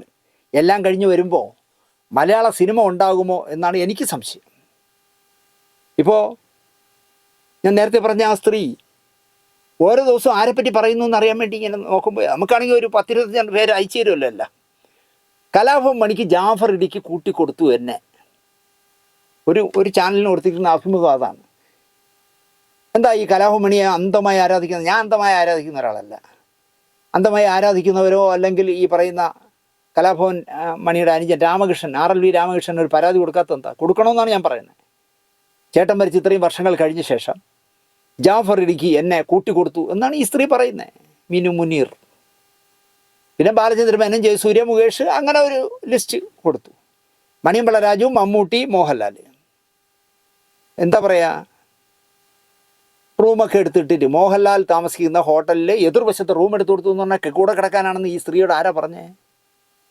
നിങ്ങൾക്ക് ഞാൻ മോഹൻലാൽ താമസിക്കുന്ന ഹോട്ടലിൽ, നല്ല ഹോട്ടലിൽ നിങ്ങൾക്ക് മുറി പറഞ്ഞിട്ടുണ്ട്, മോഹൻലാലിൻ്റെ റൂമിൻ്റെ നേരെ ഓപ്പോസിറ്റ് ആണെന്ന് പറഞ്ഞാൽ അതിൻ്റെ അർത്ഥം മോഹൻലാലിൻ്റെ കിടക്കാനെന്നാണ്. പക്ഷേ ആ സ്ത്രീ പറയുന്നത് കിടക്കാനാണ്. അതുകൊണ്ട് ഞാൻ പേടിച്ചു പോയി. എന്താ പേടിക്കാൻ കാര്യം എന്നറിയോ? മണിയമ്പിള്ള രാജു, മമ്മൂട്ടി, മോഹൻലാൽ ഒക്കെ എന്ന് പറയുമ്പോൾ എനിക്ക് ഭയങ്കര പേടിയാണ്. ഫിറോസ് അലി മുഹമ്മദ് എന്ന് പറഞ്ഞ മംഗളത്തിലൊരു റിപ്പോർട്ടർ ഉണ്ടായിരുന്നു, ഒരു വാർത്താ അവതാരകൻ ഉണ്ടായിരുന്നു. എനിക്കിഷ്ടമായിരുന്നു മുമ്പ്. അയാളാണ് ഗൾഫിലിരുന്നുകൊണ്ട്, സൗദി അറേബ്യയിൽ എവിടെ ഇരുന്നുകൊണ്ടാണ് ഈ സ്ത്രീയെ ഇൻ്റർവ്യൂ ചെയ്തിരിക്കുന്നത്. അയാളുടെ ഒരു ആവേശം കാണണം ഇവരെ കൊണ്ട് പറയിക്കാനായിട്ട്. അപ്പം വേറെ ആർക്കും കിട്ടാത്ത വാർത്ത അയാൾക്ക് കിട്ടി. കാരണം മോഹൻലാലിൻ്റെയും മമ്മൂട്ടിയുടെയും പേര് ഈ സ്ത്രീ ആ ചാനലിലാണ് പറഞ്ഞത്. അമ്മയുടെ അനിയത്തി ഞാൻ നേരത്തെ പറഞ്ഞല്ലോ, 16 വയസ്സുള്ള കൊച്ചിനെ കൊണ്ടുവന്ന് 4 അണ്ണാച്ചിമാർക്ക് കിടപ്പറ ഒരുക്കാനായിട്ട് കൊണ്ടിട്ട് കൊടുത്ത സ്ത്രീ പറയുകയാണ്, അയ്യോ എനിക്ക് 3 പേരെ പേരെ കേട്ടോ പേടിയായിപ്പോയി. 3 പേരോടൊന്നും ഞാൻ സഹകരിക്കില്ല. നിങ്ങൾ ആലോചിച്ച് നോക്കിയേ. കേരളം ഒന്ന് കുലുങ്ങും എന്നാണ് മീനു പറയുന്നത്. ഞാൻ ഇനിയും ലിസ്റ്റുകൾ എടുത്തിട്ടാൽ ഇനി മുഖ്യമന്ത്രിയുടെയൊക്കെ പേരുണ്ടോയെന്ന് എനിക്കറിഞ്ഞൂടാ. ഞാൻ എന്നെ ഉപയോഗിച്ച ആളുകളുടെ ലിസ്റ്റ് എടുത്തിട്ട് കേരളം കുലുങ്ങും എന്നാണ് പറഞ്ഞത്. ഒരു പുല്ലും സംഭവിക്കില്ല എന്നാണ് ഞാൻ പറയുന്നത്. കാരണം ഈ സ്ത്രീയെ ഇപ്പം തന്നെ ആൾക്ക് മനസ്സിലായി ആരാണെന്ന്. അതുകൊണ്ട് ഒരു ചുക്കും സംഭവിക്കില്ല എന്നാണ് എനിക്ക് പറയാനുള്ളത്. 5000 പെൺകുട്ടികളെ ഉപയോഗിച്ച് അബുദാബിയിൽ മോഹൻലാൽ ആഘോഷിച്ചു എന്നും ഈ സ്ത്രീ പറയുന്നു. ജോണി ലൂക്കോസിൻ്റെ ഒരു ഇൻ്റർവ്യൂ വെച്ചാണ് പറയുന്നത്. 5000 പെൺകുട്ടികളെ ഉപയോഗിച്ചത് അബുദാബിയിൽ മോഹൻലാൽ ആഘോഷിച്ചു. മോഹൻലാലും ആൻ്റണി പെരുമാറിൻ്റെയൊക്കെ എനിക്ക് ഇടം മീശ വെച്ചാൽ മാത്രം പോരുന്നേ. ഈ സ്ത്രീയുടെ പേരിൽ ഒരു കോടി രൂപയുടെ പേരിൽ നഷ്ടപരിഹാരത്തിന് മാനനഷ്ട കേസ് കൊടുക്കണ്ടേ? 10 ലക്ഷം രൂപയല്ലേ കോടതി കെട്ടിവെക്കേണ്ടുള്ളൂ. 1 കോടി രൂപയ്ക്ക് മാനനഷ്ട കേസ് കൊടുക്കണം, പിടിച്ചകത്തിടണമെന്നേ. പക്ഷേ മോഹൻലാലും ചെയ്യില്ല, ആൻ്റണി പെരുമാറും ചെയ്യില്ല. എനിക്ക് മനസ്സിലാവില്ല ഇത്രയും തൊലിക്കെട്ടി ഈ നമുക്ക് മോഹൻലാലിന് ഈ മീശ വെച്ച് നടക്കുന്ന താടിയൊക്കെ വെച്ച് നടക്കുന്നവന്മാർക്കുണ്ടല്ലോ എന്നാണ് ഞാൻ ആലോചിക്കുന്നത്. ഞാനാണെങ്കിൽ വീട് വിറ്റെങ്കിലും മാനനഷ്ട കേസ് കൊടുത്തന്നെ. എനിക്കിപ്പോൾ വീടില്ല, വയൽ വിറ്റെങ്കിലും എന്ന് പറയാം, വയൽ വിറ്റെങ്കിലും ഞാൻ കേസ് കൊടുത്തന്നെ. എന്തൊരു നാണക്കേടെന്ന് ആലോചിച്ച് നോക്കൂ. ജോണി ലൂക്കോസ് മനോരമയുടെ ചാനലല്ലേ, അപ്പോൾ പൈങ്കിളി ചോദ്യമല്ലേ ചോദിക്കൂ. മോഹൻലാൽ 3000-ഓളം സ്ത്രീകളെ ഉപയോഗിച്ചതിൻ്റെ ഒരു പാർട്ടി കൂട്ടുകാരുമായിട്ട് നടത്തി എന്നൊരു ഗോസിപ്പുണ്ടല്ലോ എന്ന് പറഞ്ഞപ്പോൾ ജോണി ലൂക്കോസെ നിങ്ങൾ 3000 എന്ന് പറയാതെ 6000 എന്ന് പറ. എന്നെപ്പറ്റി ഇങ്ങനത്തെ കഥ ഇറക്കിയവന്മാർക്ക് വീട്ടിൽ അമ്മയും പെങ്ങളും ഒക്കെ ഇല്ലേ എന്നാണ് മോഹൻലാൽ ചോദിച്ചത്. അതിൽ അമ്മയും പെങ്ങളും ഒക്കെ ഇല്ലെന്നുള്ള കട്ട് ചെയ്ത് കളഞ്ഞു. എന്നിട്ട് 3000 അല്ല 6000 എന്ന് പറയാമെന്ന് മോഹൻലാൽ പറഞ്ഞു എന്നാണ് യവന്മാർ പറയുന്നത്. അത് വെച്ചാണ് ഈ സ്ത്രീ പറയുന്നത്. 5000 പേരെ അബുദാബിയിൽ ആഘോഷിച്ചു എന്നാണ് പറയുന്നത്. അതുപോലെ തന്നെ ഞാൻ നേരത്തെ പറഞ്ഞില്ല, 60 പെൺകുട്ടികളുമായിട്ട് വ്യഭിചരിച്ച 60 പെൺകുട്ടികളുമായിട്ട് ചർച്ചയ്ക്ക് പരസ്യമായിട്ട് പരാതി കൊടുക്കാൻ പോവുകയാണെന്നാണ് പറയുന്നത്. അപ്പോൾ ഫിറോസ് അലി മുഹമ്മദ് ചോദിക്കുകയാണ്, മമ്മൂട്ടി മാന്യനായ ആണ് എന്നാണ് പറയാറ്, മമ്മൂട്ടിയെ പറ്റി പരാതി ഉണ്ടോ? ഉണ്ട്. പരാതിയേ ഉള്ളൂ മമ്മൂട്ടിയെക്കുറിച്ച്. വിവരം അറിയും. ഞാൻ പറയുന്നത് മമ്മൂട്ടി കൊടുത്തില്ലെങ്കിൽ പോലും ആ ദുൽഖറെങ്കിലും അത് ചെയ്യണ്ടേ? ഒരു അച്ഛനെ പറ്റി 10-40 വർഷം മലയാള സിനിമയിൽ നിന്ന മാന്യൻ എന്ന് പറയുന്ന ഒരു മനുഷ്യനെ പറ്റി, അല്ലെങ്കിൽ വലിയേട്ടൻ എന്ന് പറയുന്ന ഒരു മനുഷ്യനെ പറ്റി ഒരു കൂതറ വന്നിരുന്നിട്ട് ഉണ്ട് മമ്മൂട്ടിയെ പറ്റി ഉണ്ട്, ഞാൻ കേരളം ഭൂമി കുലുങ്ങുമല്ലോ, ഞാൻ കഥകൾ ഇറക്കാം എന്നല്ലേ പറയണേ. മുകേഷ് മണിയമ്പിള്ള രാജു മോഹൻലാലിനെ, മണിയമ്പിള്ള രാജു അതുപോലെ മുകേഷും പറഞ്ഞു എന്ന് മോഹൻലാലിനെ പരിചയപ്പെടുത്താമെന്ന്. എടാ മോഹൻലാലിനെ പരിചയപ്പെടുത്താമെന്ന് പറഞ്ഞാൽ അതിൻ്റെ അർത്ഥം നിൻ്റെ കൂടെ കിടക്കാൻ മോഹൻലാലിൻ്റെ കൂടെ, മോഹൻലാലിന് വേണമെന്ന് വിചാരിച്ചാൽ ചെറുപ്രായത്തിലുള്ള അയാളെ ചെറുമോളാവാൻ പ്രായമുള്ള പിള്ളേർ പോലും ആരാധനയോടെ നടക്കുന്ന കാലമാണ്. ഇവിടെ തിരുവനന്തപുരത്ത് ഞാൻ നേരത്തെ പറഞ്ഞു എന്ന് തോന്നുന്നു, തിരുവനന്തപുരത്തെ ഒരു പ്രശസ്തനായ സംവിധായകൻ മരിച്ചപ്പോൾ, നനച്ചിരിക്കാതെ മരിച്ചപ്പോൾ അദ്ദേഹത്തിൻ്റെ മുഖ്യ സഹായി കോട്ടയത്ത് നിന്ന് കോഴിക്കോട്ടേക്കല്ല പോയത്, തിരുവനന്തപുരത്ത് വന്ന് അദ്ദേഹത്തിൻ്റെ ഫ്ലാറ്റിൽ വന്നിട്ടേ ഫയലുകൾ മുഴുവൻ കത്തിച്ചു കളഞ്ഞു. രക്തം കൊണ്ടൊക്കെയാണ് എഴുതിയിരിക്കുന്നത്, എനിക്ക് നിങ്ങളുടെ ബീജത്തിൽ നിന്നൊരു കുട്ടിയെ തരൂ, നിങ്ങളോടൊപ്പം ഒരു ദിവസമെങ്കിലും കിടക്കാൻ എനിക്ക് ആഗ്രഹമുണ്ടെന്നൊക്കെ എഴുതിയ നൂറുകണക്കിന് ആരാധകരുടെ കത്തുകളാണ് ഈ അസോസിയേറ്റ് ഡയറക്ടർ വന്ന് ആദ്യം കത്തിച്ച് കളഞ്ഞത്. ആ നാട്ടിലാണ് ഇതുപോലുള്ള കൂതറകൾ വന്നിരുന്ന് ഇങ്ങനെയൊക്കെയുള്ള വർത്തമാനങ്ങൾ പറയണേ. നിങ്ങൾ ആലോചിച്ച് നോക്കിയേ. മുകേഷും മണിയമ്പിള്ള രാജുവും പറഞ്ഞെന്ന് മോഹൻലാലിനെ പരിചയപ്പെടുത്താമെന്ന്. മുകേഷും മണിയമ്പിള്ള രാജു മോഹൻലാലിനെ പരിചയപ്പെടുത്താമെന്ന് പറഞ്ഞാൽ എൻ്റെ അർത്ഥം മോഹൻലാലിൻ്റെ കിടക്കാനാണ് എന്ന് ഈ സ്ത്രീക്ക് ആര് പറഞ്ഞു കൊടുത്തു എന്ന് എനിക്കറിയില്ല. ഫ്ലൈറ്റ് ടിക്കറ്റ് അയച്ചു തന്നു എന്നാണ് പറയണത് തിരുവനന്തപുരത്ത് നിന്ന് ചെല്ലാൻ. അപ്പോൾ ഫിറോസ് അലി മുഹമ്മദ് ചോദിക്കുക, ഏതാ സംവിധായകൻ? രാജീവോ രഞ്ജിത്തോ ഏതോ ഒരു പുല്ലേ, അവർക്ക് സംവിധായകൻ്റെ പേര് പോലും അറിയില്ല. രാജീവോ രഞ്ജിത്തോ ഒരു നാൾ വരും എന്ന് പറഞ്ഞാൽ അങ്ങനെ ഏതാണ്. ഞാൻ പോയില്ല കേട്ടോ, ഞാൻ പോയില്ല. അതെന്ത് പോകത്തെ? അയ്യോ മണിയമ്പിള്ള രാജുവും സംവിധായകൻ രാജീവ് കുമാറും മോഹൻലാലും 3 പേർക്കൊക്കെ ഒന്നിച്ച് എനിക്ക് കിടക്കാൻ പറ്റും. ഞാൻ പേടിച്ചു പോയി. അയ്യോ ഞാൻ ഭയങ്കരമായിട്ട് പേടിച്ചു പോയി, അതുകൊണ്ട് ഞാൻ പോയില്ല എന്നാണ് പറയണേ. എന്ത് ചെയ്യാൻ പറ്റും? മുകേഷിനോട് റോൾ ചെയ്യാൻ വേണ്ടി ഞാൻ പൈസ ചോദിച്ചിട്ടുണ്ട്, ഇനിയും ചോദിക്കുന്നതാണ് പറഞ്ഞത്. അയാളെ കുഴിയിലിറക്കി, അയാളൊരു MLA എന്നുള്ള നിലയ്ക്കുള്ള സർവത്ര വിലയും കളഞ്ഞിട്ട് ആ സ്ത്രീ പറയുകയാണ് ഫിറോസിനോട്, ഞാൻ റോൾ ചെയ്യാൻ വേണ്ടി പലരുടെയും പൈസ വാങ്ങിക്കും, ഇനിയും മുകേഷ് ഏട്ടനോട് ചോദിക്കും. അതിനെന്താണെന്നാണ് ചോദിക്കുന്നത്. അതിനെന്താ, ഞാൻ അയാളുടെ റോൾ ചെയ്യാൻ പൈസ വയ്ക്കുന്നതിന് നിങ്ങൾക്ക് എന്താ എന്നാണ് ഫിറോസ് അലി മുഹമ്മദിനോട് ചോദിക്കുന്നത്. ഞാൻ എൻ്റെ മാർക്കറ്റിങ്ങിലാണ്. കവർ പേജിൽ മുകേഷ്, ജയസൂര്യ ഇവരെയെല്ലാമാണ് ഇപ്പോഴും ഇട്ടിരിക്കുന്നത് ഫോണിൽ. അതെന്ത് എന്ന് ഫിറോസ് ചോദിച്ചാൽ പറയാണ്, ഞാൻ എന്നെ മാർക്കറ്റ് ചെയ്യുന്നതല്ലേ അതൊക്കെ, ഇവരുമായിട്ടൊക്കെ എനിക്ക് ബന്ധമുണ്ടെന്നൊന്ന് മാർക്കറ്റ് ചെയ്യുന്ന. അതിൻ്റെ അർത്ഥം നിങ്ങൾക്ക് മനസ്സിലാവില്ലേ? ഇപ്പോൾ ആ 16 വയസ്സ് കാലത്ത് പീഡിപ്പിച്ചു എന്ന് പറഞ്ഞ പെൺകുട്ടിയുടെ കേസ് സത്യസന്ധരായ വനിതാ പോലീസ് ഉദ്യോഗസ്ഥരാണ് അന്വേഷിക്കുന്നതെങ്കിൽ കൃത്യമായിട്ട് കൊടുക്കേണ്ടത് കൊടുത്താൽ മണിയായിട്ട് ഉത്തരം പറയും. എത്ര കാലമായിട്ട് എന്തൊക്കെയാണ് പരിപാടികളെന്ന്, മാർക്കറ്റ് ചെയ്യുന്ന എന്തൊക്കെയാണെന്ന് ചോദിച്ചാൽ മതിയായിരുന്നു. അതുപോലെ ഒരു വെളുത്ത സുന്ദരിയായ ഒരു പെണ്ണ്, ഞാൻ ചാനൽ പോലും ടച്ച് ചെയ്ത് തുറന്നു നോക്കിയില്ല, ഹെഡിങ്ങുകൾ മാത്രമേ നോക്കിയുള്ളൂ. ഒരു പെണ്ണ് എവിടുന്നോ ഒരു ഏതോ നല്ല കുടുംബത്തിൽ വഴിതെറ്റി പറഞ്ഞതാണെന്ന് തോന്നുന്നു. അവൾ ഇറക്കുന്ന യൂട്യൂബിൽ നമ്മളൊരു വാക്ക് പറഞ്ഞാൽ നമ്മളെ പേരിൽ കേസെടുക്കും. എത്ര കേസ് എൻ്റെ പേരിലുണ്ടെന്ന് നിങ്ങൾ അറിയിച്ചു. ഞാൻ സഫ്യതയില്ലാത്ത ഒരു വാക്ക് പറയാറില്ല, ഒരാളെക്കുറിച്ച് നുണ പറയാറില്ല, കള്ളം പറയാറില്ല. പക്ഷേ എൻ്റെ പേരിൽ സൈബർ സെല്ല് എത്ര അലർട്ടായിരുന്നു കേസെടുക്കുമെന്ന് ആലോചിച്ചു. അതൊരു കമ്മ്യൂണിസ്റ്റുകാരനായിട്ടായിരിക്കാം. അങ്ങനെ ഒരു കമ്മ്യൂണിസ്റ്റുകാരൻ ഭരിക്കുമ്പോൾ അങ്ങനെ ഒരു ചാനൽ നടത്തി സക്സസ് ആവണ്ടെന്ന് വിചാരിച്ചു കാണും. ആയിക്കോട്ടെ. പക്ഷേ ഈ പറയുന്ന ഒരു സുന്ദരി കുട്ടി ആയ ഒരു പെൺകുട്ടി ഒരു ചാനൽ നടത്തുന്ന ഒരു യൂട്യൂബ് ചാനൽ, ആ ചാനലിലെ 2-3 ഹെഡിങ്ങുകൾ കേട്ടോളൂ. പൂർണ്ണ നഗ്നരായി അഭിനയിച്ച 6 നടിമാരുടെ കടികളും വികൃതികളും. എന്തൊരു കടിയെന്ന് എനിക്ക് മനസ്സിലാവണില്ല. പൂർണ്ണ നഗ്നരായി അഭിനയിച്ച 6 നടിമാരുടെ കടിയും വികൃതികളും. ലാൽ സുമലതയെ പീഡിപ്പിച്ച് രസിച്ചത് കേസാക്കാത്തത് എന്തുകൊണ്ട്? വേറൊരു സ്റ്റോറി. കൂട്ടുകൊടുപ്പിന് കുപ്രസിദ്ധി നേടിയ 3 വേശ്യാങ്കനകൾ എന്ന് പറഞ്ഞിട്ട് വാസവദത്തകൾ എന്ന് എഴുതിയിട്ടുണ്ട്. എന്നിട്ട് കൊടുത്തിരിക്കുന്ന പടം രാജ്യം പത്മശ്രീ നൽകി ആദരിച്ച അന്തരിച്ചു പോയ സുമാരി ചേച്ചി. മലയാളത്തിൽ എല്ലാവരും എനിക്ക് ഇതുപോലൊരു അമ്മയെ അടുത്ത ജന്മത്തെങ്കിലും കിട്ടണേ എന്ന് പ്രാർത്ഥിക്കുന്ന കവിയൂർ പൊന്നമ്മ. വിവാദങ്ങളിലൊന്നും പെടാതെ മാറി നിൽക്കുന്ന പഴയ നടി ലക്ഷ്മി. 3 പേരുടെ പടം കൊടുത്തിരിക്കുന്ന ഹെഡിങ് കൂട്ടുകൊടുപ്പിനെ കുപ്രസിദ്ധി നേടിയ 3 വേശ്യാങ്കനകൾ എന്നാണ് എഴുതിയിരിക്കുന്നത്. സൈബർ സെല്ലിന് ഒരു പ്രശ്നവുമില്ല ഇങ്ങനെയുള്ള ഹെഡിങ് ഇടുന്നതിൽ. ബലാത്സംഗ വീരൻ സിദ്ദിഖ് മമ്മൂട്ടിയുടെ സുരക്ഷിത കേന്ദ്രത്തിൽ. ഇക്കയെ കെട്ടിപ്പിടിച്ച് നാണം കെട്ട നടിമാർ. മമ്മൂട്ടി എന്ന് പറഞ്ഞ ഒരു പത്മശ്രീയൊക്കെ വാങ്ങിച്ച, അല്ലെങ്കിൽ എന്തെല്ലാം വാങ്ങിച്ചു. ഏറ്റവും ചുരുങ്ങിയത് ദാദാ സാഹിബ് അംബേദ്കറായിട്ട് അഭിനയിച്ച മനുഷ്യനല്ലേ. നാഷണൽ അവാർഡ് വാങ്ങിച്ചത് എല്ലാം വിടാം നമുക്ക്. മമ്മൂട്ടിയുടെ പിണറായി വിജയൻ്റെ ഏറ്റവും അടുപ്പമുള്ള സിനിമാക്കാരനെന്നുള്ളതും വിടാം. കൈരളി ചാനലിൻ്റെ ചെയർമാനാണെന്നുള്ളതും വിടാം. 10-40 വർഷമായിട്ട് മലയാള സിനിമയിൽ പേരുദൂഷ്യം കേൾക്കാതെ നിൽക്കുന്നൊരു മനുഷ്യൻ കേസിൽപ്പെട്ട് അറസ്റ്റ് ഭയന്ന് ഒളിച്ചിരിക്കുന്ന സിദ്ദിഖിനെ മമ്മൂട്ടിയാണെന്ന് സുരക്ഷിത കേന്ദ്രത്തിലെത്തിച്ചത്. ഈ ഹെഡിങ് ഇട്ട ഈ പെൺകുട്ടിയെ ക്വസ്റ്റ്യൻ ചെയ്യണ്ടേ? നിനക്ക് എവിടെ നിന്ന് കിട്ടി ഈ വാർത്ത എന്ന് ചോദിക്കണ്ടേ? അല്ലെങ്കിൽ എൻ്റെ ചാനൽ ആ പഴയ മാടമ്പി പറഞ്ഞതിൻ്റെ പേരിൽ എൻ്റെ ചാനലിനെ തകർത്ത സൈബർ സെല്ലുകാർ. ഇവളുടെ ചാനൽ പൂട്ടണ്ടേ? ചെയ്യില്ല. പെറ്റമ്മയോട് സ്നേഹമില്ലാത്ത ക്രൂരനാണോ മോഹൻലാൽ? സാമദ്രോഹിയുടെ നാക്ക് താഴും, പുഴുത്തുപോകും എന്ന് ഞാൻ പറയും. കാരണം അമ്മയ്ക്ക് അസുഖബാധിതയായപ്പോൾ ഇവിടുന്ന് തിരുവനന്തപുരത്ത് നിന്ന് എറണാകുളത്ത് കൊണ്ടുപോയി 2-3 പരിചാരകരെ വെച്ച് പൊന്നുപോലെ ആ അമ്മയെ നോക്കുന്ന മകനാണ്. കാരണം ആണും പെണ്ണും എല്ലാം കൂടെ ഇനി ഒരെണ്ണല്ലേ ഉള്ളൂ. പ്യാരിലാൽ പോയപ്പോൾ പിന്നെ മോഹൻലാൽ മാത്രമേ ഉള്ളൂ.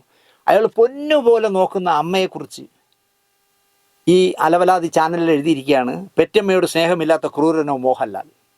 ഫാമിലി ന്യൂസ് ആൻഡ് ഗോസിപ്സ് എന്നാണ് ആ ചാനലിൻ്റെ പേര്. 3 പെണ്ണുങ്ങളെ കട്ടിൽ നഗ്നരായി കിടത്തി പണിത ചെറ്റ. ഒരു പെണ്ണാണ് അവതാരക എന്ന് പറയുമ്പോൾ ഞാൻ ആലോചിക്കുമായിരുന്നു, ഈ നാട് പെണ്ണൊരുമ്പെട്ടാലെന്നൊക്കെ പറയുന്നത് എത്ര ശരിയാണെന്ന് എനിക്ക് തോന്നുന്നു. പക്ഷേ ഇവിടുത്തെ എന്താ പറയുക, പോലീസിൽ നിന്ന് മുഖ്യമന്ത്രിക്ക് ഓരോ മെസ്സേജുകൾ കൊടുക്കുന്നവരോ അല്ലെങ്കിൽ സൈബർ സെല്ലുകാരോ ആരും ഇതൊന്നും കണക്കിലെടുക്കുന്നില്ല എന്നുള്ളതാണ്. അപ്പോൾ ഈ അന്തരീക്ഷം കൊള്ളാം. വ്യഭിചാര കഥകൾ പറഞ്ഞാൽ മാർക്കറ്റ് ആവുന്നുണ്ടപ്പോൾ എൻ്റെ സുഹൃത്തായ, ഞാൻ ഇപ്പോൾ 2 ദിവസം മുമ്പ് വിളിച്ചിരുന്നു, ആലപ്പി അഷ്റഫ്. അദ്ദേഹം കണ്ടതും കേട്ടതും എന്ന് പറഞ്ഞൊരു ചാനൽ തുടങ്ങിയിരിക്കുന്നു പുതിയ. ഏതൊക്കെയോ തുടങ്ങി ഇടയ്ക്ക്, അത് ചാപിള്ള പോലെ ഇടയ്ക്കിടയ്ക്ക് ചത്തുപോകും. ഇപ്പോൾ തുടങ്ങിയിരിക്കുന്നത് എല്ലാം വ്യഭിചാര കഥയാണ്. മോഹൻലാൽ പ്രിയദർശൻ സിനിമയുടെ നിർമ്മാതാവിനെ നടി ചെയ്ത പണി, അതാണ് ഒരു എപ്പിസോഡ്, ആലപ്പി അഷ്റഫിൻ്റെ എപ്പിസോഡ്. എന്താണ് പണി ചെയ്തതെന്ന് ഞാൻ നോക്കിയില്ല. സിദ്ദിഖ് മുങ്ങിയതോടെ ദിലീപിൻ്റെ കേസിൽ ഇന്നലെ കോടതിയിൽ സംഭവിച്ചത് ആരാ പറയണമെന്നറിയോ?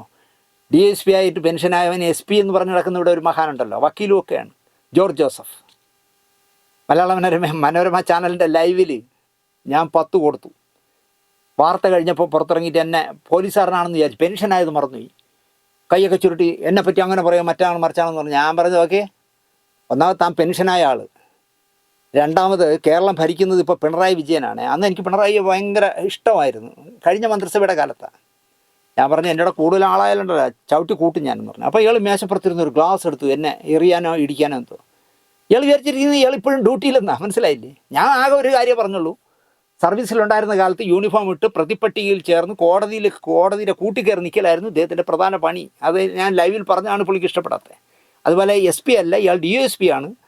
SI ഇന്ന് മൂത്ത് വന്നതാണ്. അല്ലാതെ ഇയാൾ SP ഒന്നും അല്ല എന്ന് പറഞ്ഞപ്പോൾ ഇയാൾ ഭയങ്കര പ്രശ്നം ഉണ്ടാക്കി. പക്ഷേ അയാൾക്ക് മനസ്സിലായി ഇത് കളിച്ചാൽ നിറം മാറുമെന്ന് മനസ്സിലായതുകൊണ്ട് ഞാൻ കയറി ലിഫ്റ്റിൽ പോലും അയാൾക്ക് അറിയില്ല. ഞാൻ ലിഫ്റ്റിൽ താഴെ ഇറങ്ങിയിട്ട്, മനോരമേരെ താഴെ ഇറങ്ങിയിട്ട് ഗ്രൗണ്ടിൽ തന്നെ നിന്നു. ഇയാൾ അടുത്ത് ലിഫ്റ്റിൽ ഇറങ്ങി വന്നപ്പോൾ ഞാൻ അവിടെ നിൽക്കുന്നു. ഒന്ന് അറച്ചു പുള്ളി വിചാരിച്ച് യൂണിഫോം ഇട്ടിരുന്ന പഴയ പോലീസുകാരനാണ്, അതുകൊണ്ട് ഞാൻ വരളൂ എന്ന് വിചാരിച്ചു. ഞാൻ വരളൂ. അയാൾ പറയാണ് ദിലീപിൻ്റെ വക്കീലിനെ കുടഞ്ഞു എന്ന്. ആര് കുടഞ്ഞു? അതുപോലെ സിദ്ദിഖ് ഇന്ത്യ വിട്ടു എന്നാണ് അയാൾ പറയുന്നത്. നട്ടാ കുറുക്കത്തെ നുണ പറയും. ഇയാൾ പോലീസിലായിരുന്നപ്പോൾ എങ്ങനെയായിരുന്നു എന്നാണ് ഞാൻ ആലോചിക്കണേ. സിദ്ദിഖ് മുങ്ങിയതോടെ ദിലീപിൻ്റെ കേസിൽ ഇന്നലെ കോടതിയിൽ സംഭവിച്ചത്, ദിലീപിനെ എടുത്തിട്ട് കുടഞ്ഞു എന്നാണ് പറഞ്ഞത്. ആര് കുടഞ്ഞു എന്ന് പുള്ളി പറയുന്നില്ല. ദിലീപിൻ്റെ വക്കീലിനെ, രാമപിള്ള വക്കീലിനെ. ആലോചിച്ച് നോക്കിയേ, ഇയാൾക്കൊക്കെ എന്താണ് അസുഖം എന്നാണ് ഞാൻ ആലോചിക്കുന്നത്. സിദ്ദിഖിനെ ഊക്കി വിട്ട് ചെകുത്താൻ ഊക്കുന്നേ ഉള്ളൂ സിദ്ദിഖിനെ സംരക്ഷിക്കുന്ന സൂപ്പർ സ്റ്റാർ കുടുങ്ങും എന്നാണ് എൻ്റെ സുഹൃത്തായ പല്ലിശ്ശേരി പറയുന്നത്. ഒരു സൂപ്പർ സ്റ്റാറിൻ്റെയും അടിമയല്ല ഞാൻ എന്നും പല്ലിശ്ശേരി പറയുന്നു. ആരാണ് സിദ്ദിഖിനെ രക്ഷിക്കുന്നത്? ആരാണ്? നിങ്ങൾക്കറിയാമെങ്കിൽ നിങ്ങൾ പറ. അല്ലെങ്കിൽ സിദ്ദിഖിനെ സംരക്ഷിക്കുന്ന സൂപ്പർ സ്റ്റാർ ആരെന്ന് പേര് പറയില്ല. കാരണം ഹെഡിങ് മാത്രമേ ഉള്ളൂ. ഹെഡിങ് വെച്ച് കളിക്കുന്ന ആശാന്മാരിൽ ഒരാളാണല്ലോ പല്ലിശ്ശേരി.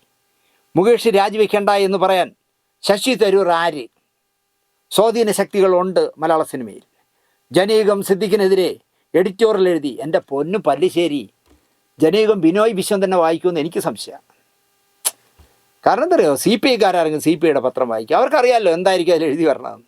ഇപ്പോൾ ദേശാഭിമാനി പത്രം എന്താ പറയുക, ബ്രാഞ്ച് സെക്രട്ടറി നിർബന്ധിക്കുന്നതുകൊണ്ട് മാത്രമാണ് ഞാൻ വരുത്തണേ.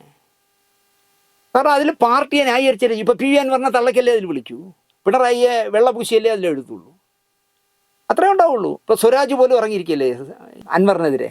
എനിക്ക് ബഹുമാനമുള്ള ആളാണ് സ്വരാജേ, സുഖിപ്പിച്ചോ. ജഗതി ഏതോ പടത്തിൽ പറഞ്ഞല്ലോ, സോപ്പിട്ടോ പതപ്പിക്കരുത് എന്നാണ് എനിക്ക് പറയാനുള്ളത്. സ്വാധീന ശക്തികളുണ്ട് എന്നാണ് പല്ലിശ്ശേരി പറയുന്നത്. സുപ്രീം കോടതിയിൽ പോയിരിക്കുന്നു. അത് അയാളുടെ റൈറ്റാണെന്നേ, സുപ്രീം കോടതിയിൽ പോകാനുള്ള. അയാൾക്ക് പോവാം. പക്ഷേ ആകെ എനിക്ക് അതെന്താണെന്ന് അറിയില്ല. രാമപിള്ള സാറിനെ നമ്മൾ വിമർശിക്കാൻ പാടില്ല. ചെറിയ കോടതിയിൽ എന്തുകൊണ്ട് ആദ്യം പോയില്ല, ജാമ്യത്തിന് പോയില്ല എന്ന് എനിക്കറിയില്ല. ആദ്യമേ ഹൈക്കോടതി പോയതുകൊണ്ട് പിന്നെ ഇനി സുപ്രീം കോടതിയിലേ പോകാൻ പറ്റൂ. സുപ്രീം കോടതിയിൽ പോയിരിക്കുന്നു. തിങ്കളാഴ്ചയെ കേസെടുക്കൂ സുപ്രീം കോടതി. അതിനു മുന്നേ അറസ്റ്റ് നടക്കണ്ടേ എന്നാണ് നമ്മുടെ പലിശ്ശേരി ചോദിക്കും, ഈ പലിശ്ശേരി ഇങ്ങനെയൊക്കെ എഴുതിയിട്ട് നാളെ സിദ്ദിഖിനെ കാണുമ്പോൾ ഈ ചിരിച്ചുകൊണ്ട് നിൽക്കുന്നത് എങ്ങനെയെന്നാണ് എനിക്ക് മനസ്സിലാകാത്തത്.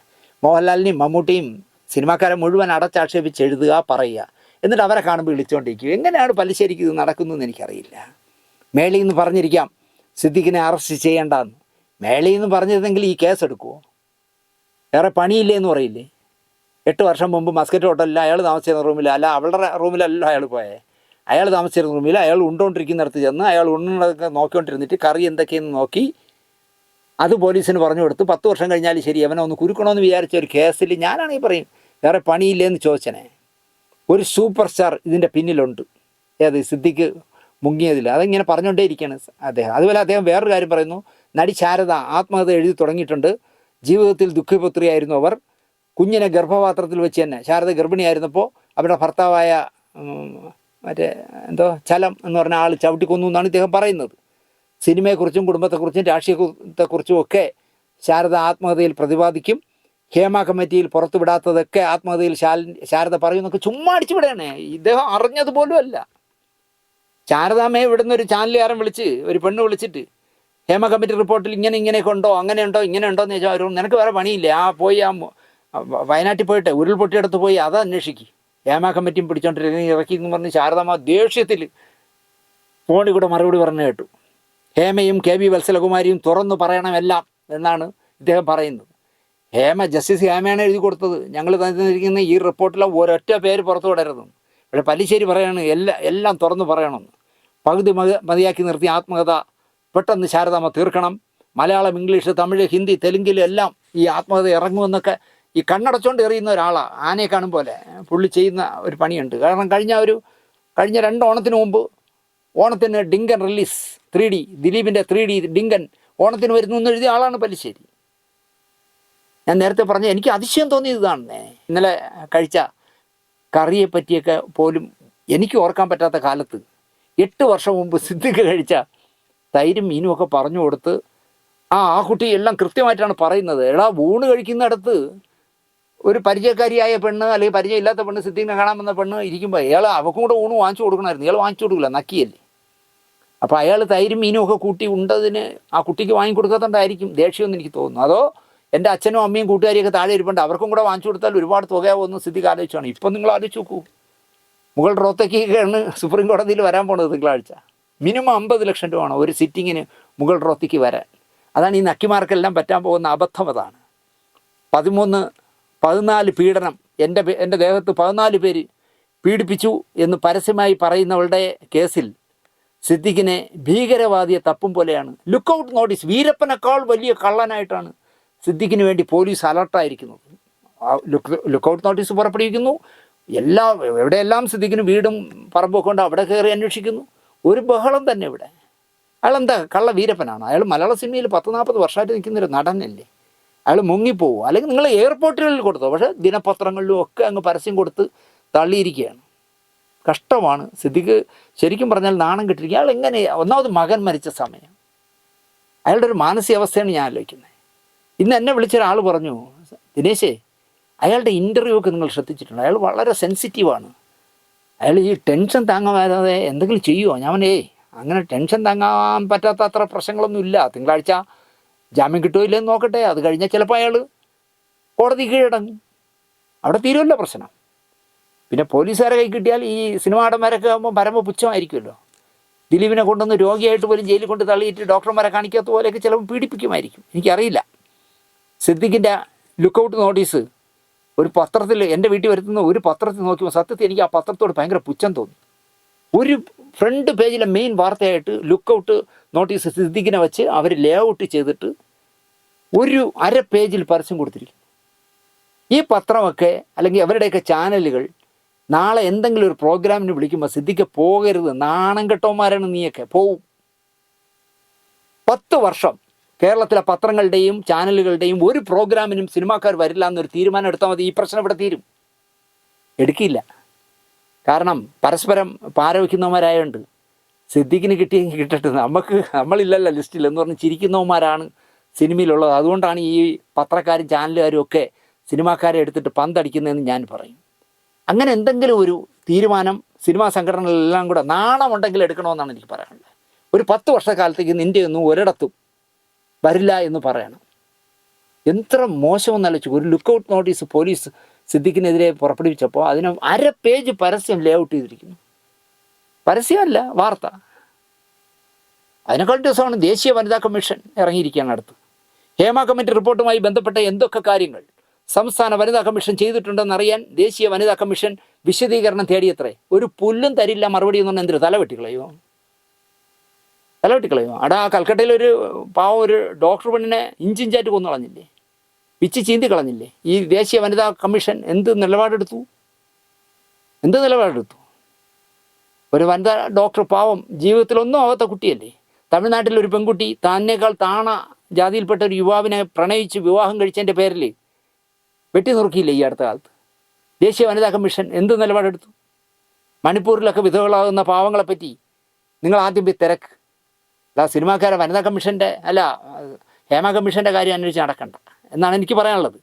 ഹേമ കമ്മിറ്റി റിപ്പോർട്ടിൻ്റെ അടിസ്ഥാനത്തിൽ ഉടലെടുത്ത കേസുകളുമായി ബന്ധപ്പെട്ട അന്വേഷണ വിവരങ്ങളും അന്വേഷിക്കുമെന്ന് ദേശീയ വനിതാ കമ്മീഷൻ. ഒന്നാമത് ഈ വനിതാ കമ്മീഷനൊക്കെ എന്ത് ചെയ്യാനെന്ന് കുറേ സർക്കാരിൻ്റെ പൈസ തിന്ന് മുടിക്കാന്നുള്ളതല്ലാതെ മലയാള സിനിമാ രംഗത്തെ വനിതകളുടെ പ്രശ്നങ്ങൾക്ക് പരിഹാരം കാണുന്നതിനും WCCക്ക് പിന്തുണ നൽകുമത്രേ ദേശീയ വനിതാ കമ്മീഷൻ.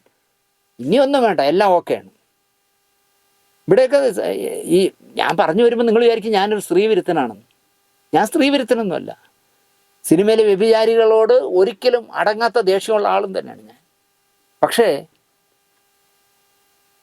വ്യഭിചാരം മാത്രം നടത്തി സിനിമയിലും സീരിയലിലും സ്റ്റേജ് ഷോകളിലും ഒക്കെ നിൽക്കുന്നവന്മാർക്ക് ഇവിടെ ഒരു കുഴപ്പമില്ലെന്നേ. പൊട്ടും പൊടിയൊക്കെ ചെയ്യുന്നവന്മാരാണ് ഇപ്പോൾ കിടന്ന് ഓടണത്. ഞാനങ്ങനെ പറയുള്ളൂ. സിനിമയിൽ അല്ലെങ്കിൽ സീരിയലിൽ അല്ലെങ്കിൽ മിമിക്രിയിൽ ഒക്കെ, മിമിക്രിയിൽ എന്ന് പറയാം, മിമിക്രിയിൽ നിന്ന് ഈ അടുത്ത കാലത്ത് സിനിമയിൽ വന്ന അല്ലെങ്കിൽ സീരിയലിലൊക്കെ വന്ന ഒരു അടിമാലിക്കാരൻ, ഇവനെ വിവരം കിട്ട ഏതോ ബോംബെയിലുള്ളൊരു ഹോട്ടൽ മുതലാളി അവിടെ ഒരു ഓണാഘോഷ പരിപാടിക്ക് വിളിച്ചുകൊണ്ട് അതിഥിയായിട്ട് ഈ അലവലാതിയെ ഇവൻ ചെന്നോടെ ആ ഹോട്ടൽ മുതലാളി സംഘാടകനോട് പറഞ്ഞെന്താണെന്നറിയോ? എനിക്ക് എവിടെ നിങ്ങൾ 2 പെമ്പിള്ളേരെ കൊണ്ടുവരണം. 2 പെമ്പിള്ളേരെ, ഒന്ന് പോരാ ഒരു റൂമിൽ. ഇവനൊക്കെ കലാകാരനെന്ന് നമ്മളെങ്ങനെ പറയും? നിങ്ങൾ ആലോചിച്ചു. ടെലിഫോൺ കുത്തി നടന്ന ഒരു കൊമേഡിയൻ ഉണ്ടല്ലോ മലയാള സിനിമയിൽ. പെട്ടെന്ന് ഈ ടെലിഫോണിന് കുഴി കുത്തി നടന്നവന് കാശും പേരും പ്രശസ്തിയൊക്കെ വന്നപ്പോൾ അവനും വഴിതെറ്റി. അവൻ ഗൾഫിൽ പോയിട്ട് ആദ്യം അതിൻ്റെ സംഘാടകരോട് പറഞ്ഞത്, എനിക്ക് നല്ല റൂം മാത്രം തന്നാൽ പോരാ, എനിക്കൊരു പെണ്ണിനെ തരണം. ഈ സംഘാടകന്മാരെല്ലാം മാമാപ്പണി ചെയ്യണമെന്നാണ് പറയണത്. നിങ്ങൾ മനസ്സിലായോ? പക്ഷേ ഇവിടെ ദോഷം പറയാൻ പറ്റാത്ത, മതിപ്പോടെ പറയാവുന്നൊരു കാര്യം പറയാം. ഈ ടെലിഫോൺ കുഴി കുത്തിക്കൊണ്ടിരുന്നവൻ്റെ കൂടെ ജഗദീഷ് എന്ന് പറഞ്ഞ നമ്മുടെ തിരുവനന്തപുരത്തുള്ള നടനും കൂടി പോയിരുന്നു ആ ടീമിൽ. എന്നോട് വിളിച്ച് പറഞ്ഞ ആൾ പറഞ്ഞത്, ആ ജഗദീഷ് എന്തൊരു മാന്യൻ സാറേ, അയാളൊരു ഇംഗ്ലീഷ് പുസ്തകം വായിച്ച് മര്യാദയ്ക്ക് മുണ്ടാതെ റൂമിൽ ഇരുന്നോളൂ, സമയാസമയം ആഹാരം കഴിക്കും, റിഹേഴ്സലിൽ പങ്കെടുക്കും, അല്ലാതെ വേറെ ഒരു കാര്യവും ഞങ്ങളുടെ പറഞ്ഞില്ല സാറേ. അയാൾ മദ്യപിക്കില്ല. മറ്റവൻ മദ്യപാനവും പെണ്ണുപിടിയുമായിട്ട് നടക്കുന്നവനാണ് ഈ റെയിൽവേ PNTയുടെ കുഴി കുടിച്ചുകൊണ്ടിരുന്നവൻ. അവൻ ചെന്നോടും സംഘാടകരോട് പറയണമെന്ന് പെണ്ണിനെ കൊണ്ടുവന്നു കവാലക്കുറ്റിയിലിട്ട് അടിച്ചു കൊടുക്കണ്ടേ, എന്നിട്ട് അവൻ്റെ തന്തയ്ക്കും തള്ളയ്ക്കും ചേർത്ത് വിളിച്ചിട്ട് ഇടിയും കൊടുത്ത് അപ്പം അടുത്ത ഫ്ലൈറ്റ് കയറ്റി അവനെ വിടണ്ടേ? വൃത്തികെട്ടവൻ. ആലോചിച്ച് നോക്കൂ. ഒരേ ഷോക്ക് തന്ന 2 പേരെ കുറിച്ചാണ് അയാൾ എന്താ പറയണത്. അപ്പം ജഗദീഷിനെങ്കിലും മനസ്സിലാവും ആയിരുന്നു ഈ പ്രോഗ്രാം നടത്തിയത്. കോഴിക്കോട്ട് ഒരു പെൺകുട്ടി കണ്ടില്ലേ, പായസം വിറ്റ് നടക്കുന്ന ഒരു പെൺകുട്ടി കരഞ്ഞുകൊണ്ടൊക്കെ പറഞ്ഞു എന്നെ ആരൊക്കെയോ പീഡിപ്പിച്ചെന്ന്. അതിൽ മാമുക്കയുടെ മകൻ മാത്രം ശക്തമായി പ്രതികരിച്ചു, കേസ് കൊടുക്കുമെന്ന് പറഞ്ഞു. ഇപ്പോൾ എവിടെ പോയി ആ പെൺകുട്ടി? ഒരക്ഷരം മിണ്ടുന്നില്ല. ഇതൊക്കെയാണ് ഇവിടെ നടക്കുന്നത്. സിദ്ദിഖിനെതിരെയുള്ള കേസ് തിരുവനന്തപുരത്ത് നടന്ന ഒരു ഗൂഢാലോചനയാണെന്ന് ഞാൻ പറയും. ഇനി ആരൊക്കെ അല്ല എന്ന് പറഞ്ഞാലും ഞാൻ പറയും, തിരുവനന്തപുരത്ത് നടന്ന ഒരു ഗൂഢാലോചനയുടെ അനന്തരഫലമാണ് സിദ്ദിഖി അനുഭവിക്കുന്നത്. അമ്മ ജനറൽ സെക്രട്ടറി ആയതാണ് സിദ്ദിഖിന് വിനയായത്. ആ പോസ്റ്റ് സ്വപ്നം കണ്ടവൻ ഈ കേസ് പ്ലാൻ ചെയ്തു എന്ന് ഞാൻ പറയും. സിദ്ദിഖ് ഹൈക്കോടതി ജാമ്യം നിഷേധിച്ചതിൻ്റെ പിന്നാലെ സുപ്രീം കോടതിയിൽ പോയപ്പോൾ തടസ്സവാദവുമായി സർക്കാർ പോയിരിക്കുന്നു. അത് പതിവാണ്, സർക്കാർ പോകുമല്ലോ. പക്ഷേ ഇപ്പോൾ ഡൽഹി പോയിരിക്കുകയാണ്. ഡൽഹിയിൽ അവർക്ക് വലിയ കോടിക്കണക്കിന് രൂപ കൊടുക്കുന്ന വക്കീലന്മാരെ വച്ചിട്ടുണ്ടല്ലോ സർക്കാർ. പിന്നാലെ പരാതി കൊടുത്ത ആളും കൂടി ഡൽഹിക്ക് പോയി എന്നുള്ളതാണ്.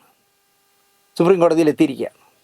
അപ്പോൾ സുപ്രീം കോടതിയിൽ ഒരു ഹർജിയുമായി പോകണമെങ്കിൽ എത്ര ചിലവെന്ന് നിങ്ങൾ ദിലീപിനെ കാണുമ്പോൾ ചോദിച്ചാൽ മതി, അയാൾ പറഞ്ഞു തരും.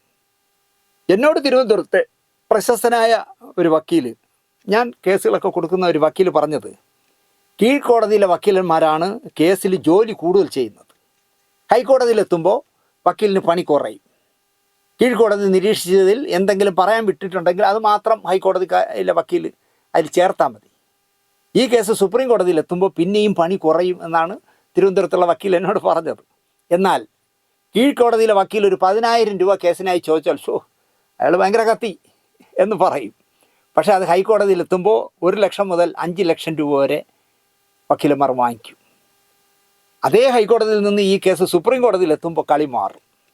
അവിടുത്തെ ചീള് പയ്യന്മാരായ, ഇങ്ങനെയാണ് എൻ്റെ വക്കീൽ പറഞ്ഞത്, ചീള് പയ്യന്മാരായ വക്കീലന്മാർ പോലും ചോദിക്കുന്നത് മിനിമം 10 ലക്ഷം രൂപയാണ്. അതായത് നാളെ പോയി തിങ്കളാഴ്ച കോടതിയിലൊന്ന് ഹാജരാവണമെങ്കിൽ 10 ലക്ഷം രൂപ എന്നാൽ ഞാൻ ഹാജരാവുമെന്ന് ഒരു ഉളുപ്പുമില്ലാതെ പറയുമെന്നാണ് പറഞ്ഞത്. അപ്പോൾ എത്ര രൂപ കൊടുത്തിട്ടായിരിക്കും ഈ പെൺകുട്ടി ഡൽഹി പോയിരിക്കുന്നത്? 10 ലക്ഷം കൊടുത്താണ് സിദ്ദിഖിനെ എൻ്റെയും കൂടെ വാദം കേൾക്കണം എന്ന് പറഞ്ഞ് പോയിരിക്കുന്നത്.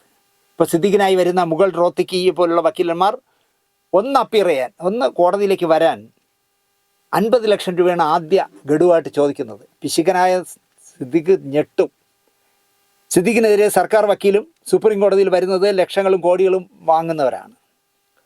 അതുപോരാ, സിദ്ദിഖിൻ്റെ ഹർജിയിൽ തൻ്റെ ഭാഗവും കേൾക്കണം, അല്ലാതെ ഉത്തരവ് ഇറക്കരുതെന്ന് കാണിച്ച് പരാതിക്കാരിയും സുപ്രീം കോടതിയിൽ എത്തിയിരിക്കുന്നതിൽ സിദ്ദിഖിൻ്റെ അമ്മ ജനറൽ സെക്രട്ടറി പോസ്റ്റിൽ കണ്ണുവച്ച ഒരാളും WCCയും അമ്മയും തമ്മിലുള്ള കുടിപ്പകയുടെ പകയാണെന്നും പറയുന്നു. എനിക്ക് വ്യക്തമായി തെളിവുകളില്ല. അമ്മയുടെ ജനറൽ സെക്രട്ടറി ആവാൻ സ്വപ്നം കണ്ട ഒരാളാണ് ഇതിൻ്റെ പിന്നിൽ കളിച്ചതെന്ന് പറയുന്നു. അതുപോലെ തന്നെ WCCയും അമ്മയുമായിട്ടുള്ള കുടിപ്പകയുടെ വകയാണ് ഇപ്പോൾ നടക്കുന്ന ഈ കേസെന്ന് പറയുന്നു. മിനിമം 10 ലക്ഷം കൊടുത്ത് തടസ്സവാദമായി പരാതിക്കാരിയും സുപ്രീം കോടതിയിൽ പോയത് ഇതിൽ ആരുടെ പിന്തുണയോടെ ആണ് എന്നത് വരും ദിവസങ്ങളിൽ പുറത്തു വരാം എന്നാണ് എന്നോടൊരാൾ പറഞ്ഞത്. ഞാൻ പറഞ്ഞു തരാം ദിനേശേ, ഈ പൈസ 10 ലക്ഷം ആര് കൊടുത്തു എന്നുള്ള പറഞ്ഞു തരാം. ഇതിൻ്റെ റൂട്ട് കൃത്യമായി കിട്ടുമെന്നാണ് പറയുന്നത്. പരസ്പര വിരുദ്ധമായ ആരോപണങ്ങളാണ് പരാതിക്കാരി ഉന്നയിക്കുന്നത്. ശരിയായ അന്വേഷണം നടത്താതെയാണ് സിദ്ദിഖിനെ കള്ളക്കേസിൽ കുടുക്കിയത് എന്നൊക്കെയാണ് മുൻകൂർ ജാമ്യ ഹർജിയിൽ ആവശ്യപ്പെടുന്ന കത്താണ് അഡ്വക്കേറ്റ് രഞ്ജിത റോത്തഗി സുപ്രീം കോടതിയിൽ കൊടുത്തിരിക്കുന്നത്. അമ്മയും WCCയും തമ്മിലുള്ള പോരിൽ സിദ്ദിഖിനെ ഇരയാക്കി എന്നതല്ല മുൻകൂർ ഹർജിയിലെ വാദം. സമൂഹത്തിൽ ആഴത്തിൽ വേരുകളുള്ള സിദ്ദിഖ് സാക്ഷികളെ സ്വാധീനിക്കുകയോ തെളിവ് നശിപ്പിക്കുകയോ ചെയ്യുമെന്ന വാദത്തിന് അടിസ്ഥാനമില്ല. പേരക്കുട്ടിയുള്ള മുതിർന്ന പൗരനായ സിദ്ദിഖിന് ഇപ്പോൾ 65 വയസ്സുണ്ട്. മുതിർന്ന പൗരനായ സിദ്ദിഖ് മുൻകൂർ ജാമ്യത്തിനായി ഏത് നിബന്ധനകളും സ്വീകരിക്കാമെന്ന് കത്തി പറയുന്നുണ്ട്. സുപ്രീം കോടതി കൊടുത്ത കത്തിൽ ഹൈക്കോടതിയുടെ കണ്ടെത്തലുകളെ മുൻകൂർ ജാമ്യ ഹർജിയിൽ വിമർശിച്ചു. ആരോപണങ്ങൾ പൂർണ്ണമായും സിദ്ദിഖ് നിഷേധിച്ചെന്നും ലൈംഗിക ശേഷി പരിശോധിക്കേണ്ടതുണ്ടെന്നുമാണ് അപേക്ഷ തള്ളാൻ കാരണമായി ഹൈക്കോടതി പറഞ്ഞിരിക്കുന്നത്. അയാൾ പറഞ്ഞിരിക്കുന്ന ആരോപണങ്ങളെല്ലാം അയാൾ പൂർണ്ണമായി സിദ്ദിഖ് തള്ളിയതുകൊണ്ട്, അല്ല ഞാൻ ചെയ്തു എന്ന് പറയുമോ ആരെങ്കിലും, തള്ളിയതുകൊണ്ടും അയാൾക്ക് ലൈംഗിക ശേഷി ഉണ്ടോ എന്ന് പരിശോധിക്കേണ്ടതുള്ളത് കൊണ്ടുമാണ് ജാമ്യ ഹർജി തള്ളിയതെന്നാണ് കാരണമായിട്ട് ഹൈക്കോടതി പറയുന്നത്. എന്നാൽ ആരോപണങ്ങൾ നിഷേധിച്ചു എന്നത് പ്രതിയെ കസ്റ്റഡിയിൽ ചോദ്യം ചെയ്യാനുള്ള കാരണമല്ലെന്ന് ഹർജിയിൽ സിദ്ദിഖ് ചൂണ്ടിക്കാട്ടി. ലൈംഗിക ശേഷി പരിശോധിക്കാൻ സമ്മതമാണെന്ന് ഹൈക്കോടതിയിൽ വാദത്തിനിടയിൽ അറിയിച്ചതാണെന്നും ഹർജിയിൽ പറയുന്നു. തിങ്കളാഴ്ച മുഗൾ റോത്തഗി, നമ്മുടെ പ്രോഗ്രാം ഇന്ന് നിങ്ങൾ കണ്ടു കഴിഞ്ഞ് നാളെ തിങ്കളാഴ്ച മുഗൾ റോത്തഗി ഹാജരാകും കോടതിയിൽ. ഞാൻ സംസാരിച്ച അഡ്വക്കേറ്റ് പറഞ്ഞത്, കോടതിയിൽ എണീറ്റ് നിൽക്കുന്ന വക്കീലിൻ്റെ ക്രെഡിബിലിറ്റി ഒരു വലിയ ഘടകമാണ് സുപ്രീം കോടതിയിൽ, അല്ലെങ്കിൽ സുപ്രീം കോടതിയിൽ നിന്ന് വരുന്ന വിധിയിൽ എണീറ്റ് നിൽക്കുന്ന പ്രതിക്ക് വേണ്ടി എണീറ്റ് നിൽക്കുന്ന വക്കീലിൻ്റെ ഐഡൻറ്റിറ്റി ഒരു പ്രധാന ഘടകമാണെന്ന് പറയുന്നു. അപ്പോൾ മുഗൾ റോത്തഗി എന്ന് പറയുമ്പോൾ ഞാൻ പറഞ്ഞു തരണ്ടല്ലോ നിങ്ങൾക്ക്. മുഗൾ റോത്തഗിയൊന്നും ആപ്പ കേസുകൾക്കൊന്നും കോടതിയിൽ വരില്ല എന്നതാണ് വേറൊരു കാര്യം. എന്തായാലും തിങ്കളാഴ്ച വാദം കേൾക്കും. അപ്പോൾ ഈ വീട് കത്തുമ്പോൾ വാഴ വെട്ടുന്നത് പോലെ എല്ലാവരും ഇറങ്ങുമല്ലോ കമൻറ്റുകൾ അടിക്കാൻ. നമ്മുടെ പ്രശസ്ത സാഹിത്യകാരി സാറ ജോസഫ് ഇറങ്ങിയിട്ടുണ്ട്. വാളെടുത്തവരൊക്കെ വെളിച്ചപ്പാടാവുന്ന കാലമാണല്ലോ ഇപ്പോൾ. പീഡന കേസിൽ അറസ്റ്റിലായ മുകേഷ് MLA ദിവ്യനായി കണക്കാക്കാനാവില്ല, രാജിവെക്കണം എന്നാണ് അവർ പറയുന്നത്. രാജിവെച്ചാൽ മുകേഷ് ദിവ്യനാകുമോ മേഡം എന്നാരും ചോദിക്കുന്നില്ല. എന്തായാലും നാറി ഇനി രാജിവെക്കണം എന്തിന്? രാജിവെക്കണമെങ്കിൽ തന്നെ വേറൊരു കാര്യം പറഞ്ഞു കേട്ടില്ലേ, ആ മുകേഷിനെതിരെ പരാതി ഉന്നയിച്ച സ്ത്രീ പോക്സോ കേസിൽ ഇപ്പോൾ പ്രതിയാണ്. 16 വയസ്സ് തികയാത്ത ഒരു പെൺകുട്ടിയെ 4 തമിഴന്മാർക്ക് കാഴ്ചവെക്കാൻ കൊണ്ടുപോയ, അതും സ്വന്തം അമ്മയുടെ അനുജ കുഞ്ഞമ്മയുടെ മോളെ കൊണ്ടുപോയ ആളാണ് മുകേഷിനെതിരെ കേസ് കൊടുത്തത്. അതൊന്നും സാറ ജോസഫുമാർക്ക് പ്രശ്നമല്ല. സാംസ്കാരിക പ്രവർത്തകർ വിഷയത്തിൽ പ്രതികരിച്ചാൽ ഒറ്റപ്പെടുമെന്നാണ് സാറ ജോസഫ് വിശ്വസിക്കുന്നത്. അതുകൊണ്ടാണെന്ന് സാംസ്കാരിക നായകരാരും പ്രതികരിക്കാത്തത്. വിഷയത്തിൽ പ്രതികരിക്കാത്തതിന് പിന്നിൽ പലർക്കും വ്യക്തി താല്പര്യങ്ങൾ ഉണ്ടാകും എന്നും അവർ പറയുന്നു. ശരിയാ, അതുകൊണ്ടാവണമല്ലോ പുനത്തി അബ്ദുള്ള താൻ ജീവിതത്തിൽ ചെയ്തതൊക്കെ പരസ്യമായി പറഞ്ഞിട്ടും ഈ സാറ ജോസഫ് ഒന്നും പ്രതികരിച്ചില്ലല്ലോ. ഹേമ കമ്മിറ്റി റിപ്പോർട്ട് 5 വർഷം പൂർത്തിവെച്ച സർക്കാരിൻ്റെ നടപടി അംഗീകരിക്കാനാവില്ല എന്നാണ് ഇവർ പറയുന്നത്. അപ്പോൾ ഹേമ തന്നെ എഴുതി കൊടുത്തത് ഇതിലുള്ള ഒരു കാര്യവും പുറത്തു വിടരുത്, ഇതിൽ വരുത്തേണ്ട കറക്ഷനുകൾ എന്തൊക്കെയാണെന്ന് നോക്കി സർക്കാർ ചെയ്യണമെന്നാണ് അവർ പറഞ്ഞത്. പക്ഷേ ഇവർ പറയുന്നത് സർക്കാർ പൂഴ്ത്തിവെച്ചു എന്നാണ്. റിപ്പോർട്ട് പൂർണ്ണമായും പുറത്തു വിടാതിരുന്നാൽ സിനിമാ മേഖലയിലെ എല്ലാവരും മോശക്കാരാണെന്ന ചിന്ത സമൂഹത്തിലുണ്ടാകും. അത് പാടില്ല. അതുകൊണ്ട് അതിൽ ആരെയൊക്കെ പേരുണ്ടോ അവരെയൊക്കെ പുറത്തു വിടുമെന്നാണ് സാറ ജോസഫ് പറയുന്നത്. ഹേമ കമ്മിറ്റി റിപ്പോർട്ട് പറയുന്നത് ഒരൊറ്റ ആളിൻ്റെ പേര് പുറത്തു വിടരുത്, പലരും വ്യക്തിഹത്യകളുടെ പേരിലൊക്കെ ആയിരിക്കാം ഇതിൽ വന്ന് പറഞ്ഞത്, അതുകൊണ്ട് ആരുടെയും ഐഡൻറ്റിറ്റി വെളിപ്പെടുത്തരുതെന്ന് ജസ്റ്റിസ് ഹേമ പറയുമ്പോൾ സാറ ജോസഫ് പറയുന്നത് അയ്യോ അങ്ങനെ വിട്ടില്ലെങ്കിലേ, അങ്ങനെ പേര് വിട്ടില്ലെങ്കിൽ ഈ ദിനേശിൻ്റെ പേരൊക്കെ അതിലുണ്ടാവില്ലേ എന്നാണല്ലോ അതിൻ്റെ അർത്ഥം. സാരമില്ല എന്നാണ് എനിക്ക് സാറ ജോസഫിനോട് പറയാനുള്ളത്. റിപ്പോർട്ട് പുറത്തു വിടരുതെന്ന് പറഞ്ഞത് റിപ്പോർട്ടുണ്ടാക്കിയ 3 സ്ത്രീകളാണെന്നുള്ള ബോധം പോലും സാറ ജോസഫിനില്ല. വ്യക്തിഹത്യ നടത്താനായി പേരുകൾ ആരുടെയും പുറത്തു പറയരുതെന്ന് പറഞ്ഞത് ഹേമ കമ്മിറ്റിയാണ്. ഈ റിപ്പോർട്ടിൻ്റെ അടിസ്ഥാനത്തിൽ നടപ്പിലാക്കേണ്ട കാര്യങ്ങൾ മാത്രം പുറത്തുവിട്ടാൽ മതിയെന്നാണ് ഹേമ കമ്മിറ്റി പറഞ്ഞത്. എന്നാലും സാറ ജോസഫിന് അത് കേൾക്കണം, അതാണൊരു വാശി. ആരുടെയൊക്കെ പേരിൽ ആരെല്ലാം എന്തെല്ലാം പറഞ്ഞു എന്നുള്ള കഥ കേൾക്കാനാണ് അവർക്ക് താല്പര്യം. പിന്നെ സമൂഹം ഇതൊക്കെ നന്നായി കാണുകയും വിലയിരുത്തുകയും ചെയ്തോളും മാഡം എന്നാണ് എനിക്ക് പറയാനുള്ളത്. സിനിമാ മേഖലയിലെ മുച്ചൂടും പെണ്ണുപിടിയന്മാരാണെന്ന് മാഡം അടക്കം പറഞ്ഞാലും സിനിമാക്കാർ സഹിച്ചോളാം എന്നാണ് എനിക്ക് പറയാനുള്ളത്. അടൂരും ഷാജിയൻ കരുണും ടി വി ചന്ദ്രനും മധുവും യേശുദാസും എല്ലാം പെണ്ണുപിടിയന്മാർ എന്ന് പറഞ്ഞാലും സമൂഹം കൃത്യമായി വിലയിരുത്തും ഇവരൊക്കെ പെണ്ണുപിടിയന്മാരാണോ എന്ന്. അതിലൊന്നും സാറ ജോസഫ് വിഷമിക്കണ്ട. പാടൂർ ഗോപാലകൃഷ്ണൻ ഒരു പെണ്ണുപിടിയനാണോ, ടി വി ചന്ദ്രൻ ഒരു പെണ്ണുപിടിയനാണോ, യേശുദാസ് ഒരു പെണ്ണുപിടിയനാണോ എന്നൊക്കെ കൃത്യമായിട്ട് ജനം മനസ്സിലാക്കിക്കൊള്ളും. അതിനിപ്പോൾ നിങ്ങൾ ഇനി എന്തൊക്കെ അഭ്യാസങ്ങൾ കാണിച്ചാലും വിലയിരുത്താൻ മലയാളിക്കറിയാം. വിവാഹ പ്രായമൊക്കെ കഴിഞ്ഞില്ലേ, പറ്റിയ ഒരാളെ കണ്ടെത്തി എത്രയും അടുത്ത് നീ വിവാഹിതയാകണം എന്ന് ഒരു സിനിമാ സീരിയൽ നടിയോട് എൻ്റെ സിന്ധു പറഞ്ഞതാണ് ഷൂട്ട് നടക്കുന്നതിനിടയിൽ. നിൻ്റെ വിവാഹപ്രായം കഴിഞ്ഞില്ലേ, എവിടെന്നെങ്കിലും ഒരു നല്ല പയ്യനെ നോക്കി നീ വിവാഹം കഴിച്ച് 2 കുഞ്ഞുങ്ങളൊക്കെ ആയിട്ട് നീ ജീവിക്കണം. എടുത്ത വായിലെ ആ നടി സിന്ധുവിനോട് പറഞ്ഞത് ചായ കുടിക്കാൻ എന്തിനാ ചേച്ചി ചായക്കട തുടങ്ങണേ. ഈ മന്ദബുദ്ധി ആയതുകൊണ്ട് സിന്ധുവിന് അർത്ഥം മനസ്സിലായില്ല. ഷൂട്ടിങ് കഴിഞ്ഞ് തിരിച്ച് രാത്രി ഇങ്ങനെ വന്നുകൊണ്ടിരിക്കുമ്പോൾ എന്താ പറഞ്ഞാൽ ഞാനേ മറ്റേ അവളുടെ ഞാൻ പറഞ്ഞു നിൻ്റെ വിവാഹപ്രായമൊക്കെ കഴിഞ്ഞില്ല, നീ എവിടെന്നെങ്കിലും ഒരു നല്ല പയ്യനെ കണ്ടെത്തി കല്യാണം കഴിക്കണമെന്ന് പറഞ്ഞപ്പോൾ അവൾ പറഞ്ഞത് ഇങ്ങനെയാണ് അണ്ണ, ചായ കുടിക്കാൻ ചായക്കട നടത്തണോ എന്ന് ചോദിച്ചു. എന്താണ് അതിൻ്റെ അർത്ഥം എന്നിട്ട്. അപ്പോൾ പല കാര്യങ്ങളും ട്യൂബ്ലൈറ്റാണ്, കത്തുമില്ല സിന്ധുവിന്. ഞാൻ പറഞ്ഞു വട്ട് അത് വല്ലതുമൊക്കെ പറഞ്ഞു, നീ വിട് എന്ന് പറഞ്ഞു. ഞാൻ വേറെ കാര്യങ്ങൾ പറഞ്ഞു. പിറ്റേ ദിവസം രാവിലെ സെറ്റ് ചെന്നിട്ട് ഞാൻ പറഞ്ഞു ഡി സിനിമാക്കാരെക്കുറിച്ച് സീരിയലുകാരെക്കുറിച്ചൊക്കെ സമൂഹത്തിൻ്റെ മുന്നിൽ വളരെ മോശമായ ഇമ്പാക്റ്റാണുള്ളത്. അതിനിടയിൽ കൂടെ സ്വയം നാറാൻ നടക്കരുത്. നീ ഇന്നലെ എന്താ സിന്ധുവിനെ ഇങ്ങനെ പറഞ്ഞു തന്നിട്ട്. ഞാനൊരു തമാശ പറഞ്ഞു, ഞാൻ മേലാൽ സിന്ധുവിനോട് തമാശ പറയരുത് കേട്ടോ. ഇങ്ങനെ കാണുന്ന നടികളുണ്ടെന്നേ നമ്മുടെ സെറ്റിൽ. ചായ കുടിക്കാനൊരു ചായക്കട നടത്തണ്ട എന്ന് പറഞ്ഞാൽ നിങ്ങൾക്ക് അർത്ഥം മനസ്സിലായല്ലോ. പക്ഷേ ഇതൊന്നും പറഞ്ഞാൽ ഈ പറഞ്ഞ സാറ ജോസഫ് മാഡത്തിനെ പോലുള്ളവർക്ക് അത് മനസ്സിലാവില്ല. എനിക്ക് അവരോട് പറയാനുള്ള ഒരു ഉപദേശമേ ഉള്ളൂ. അവരുടെ മരുമകൻ ഒരു സിനിമാക്കാരനാണ്. മരുമകൻ ആത്മീയ ഗുരുവായി കാണുന്ന സിനിമാക്കാരനെ മുന്നിലിരുത്തിക്കൊണ്ട് അയാളുടെ പെണ്ണും പിള്ള ക്യാമറയെ നോക്കി പറഞ്ഞ ഒരു ഡയലോഗുണ്ട്. മലയാളി മറന്നുപോകാൻ സാധ്യതയില്ല. ഇങ്ങേർക്ക് സിനിമയും പെണ്ണുങ്ങളും മതിയെന്ന്, എന്നെ വെറുതെ ഭാര്യയാക്കി എൻ്റെ ജീവിതം തൊലച്ചു എന്നാണ് ഈ സ്ത്രീ പറഞ്ഞത്. നിങ്ങളുടെ മരുമകനോട് ആ ആത്മീയ ഗുരു പറഞ്ഞിട്ടുണ്ടോ എന്നെനിക്കറിയില്ല. എൻ്റെ ഗുരുവും അദ്ദേഹത്തിൻ്റെ സുഹൃത്തുമായ ഒരുപാട് സിനിമാക്കാർ എന്നോട് പറഞ്ഞിട്ടുള്ളൊരു കഥയുണ്ട്. ഈ പറയുന്ന സംവിധായകൻ്റെ ഗുരുനാഥനും അദ്ദേഹത്തിൻ്റെ 3 സുഹൃത്തുക്കളും കൂടി ചേർന്ന് ചവച്ച് തുപ്പിയ ഒരെണ്ണത്തിനാണ് അയാൾക്ക് ഭാര്യയായിട്ട് തലയെ വെച്ച് കൊടുത്തത്. ഈ സംവിധായകൻ തന്നെ പറയുമായിരുന്നു. ഈ പെണ്ണുപിടിയനെന്ന് പറയുന്ന അല്ലെങ്കിൽ സിനിമയും പെണ്ണും മതി എന്ന് പറയുന്ന ഈ സംവിധായകൻ അദ്ദേഹത്തിൻ്റെ സുഹൃത്തുക്കളോട്, പ്രത്യേകിച്ച് എൻ്റെ ഗുരുനാഥനായ ജെ.സി. സാറിനോട് എൻ്റെ പ്രസൻസിൽ പറഞ്ഞതാണ്. എൻ്റെ ഗുരുനാഥൻ എൻ്റെ അല്ല, അദ്ദേഹത്തിൻ്റെ ഗുരുനാഥനും ആ ഗുരുനാഥൻ്റെ സുഹൃത്തുക്കളായ 3 പേരും ചവച്ച് തുപ്പിയ, വീട്ടുജോലിക്ക് നിർത്തുന്ന പോലെ ചായ ഇടാനും ദോശ ഇടാനും ഒക്കെ നിർത്തിയ ഒന്നിനെ എടാ നിനക്ക് കല്യാണ പ്രായമൊക്കെ ആയി വരയില്ലേ കെട്ട് എന്ന് പറഞ്ഞ് എൻ്റെ തലയിൽ വെച്ച് തന്നാണെന്ന് വേദന മനസ്സിൽ കാണും, എന്നാലും ചിരിച്ചുകൊണ്ട് അദ്ദേഹം പറയുമായിരുന്നു. ഇത് ഒരു മറയില്ല. അദ്ദേഹം ഒന്നാമത് ജീവിതത്തിൽ മറയ്ക്കുന്ന ആളല്ല, പച്ചയായ മനുഷ്യനായിരുന്നു. കൂട്ടത്തിലൊന്നുകൂടി അദ്ദേഹം പറയുമായിരുന്നു. തുറന്നു പറഞ്ഞതാണ് ഞാൻ പറയുന്നത്. അദ്ദേഹത്തിൻ്റെ മകൾക്ക് വിദേശത്താണ് ജോലി.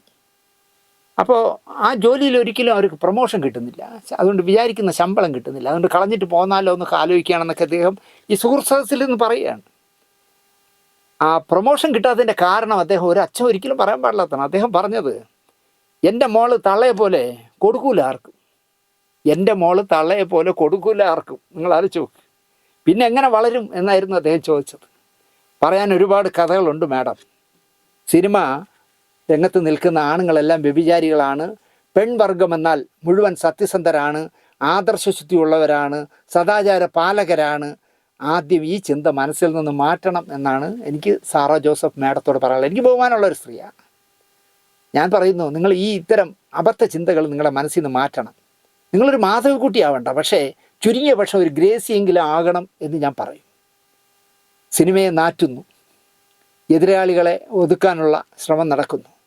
സംഘടനകൾ, എന്തിനാണ് ഈ സംഘടനകളെന്നാണ് എനിക്ക് ചോദിക്കാനുള്ളത്.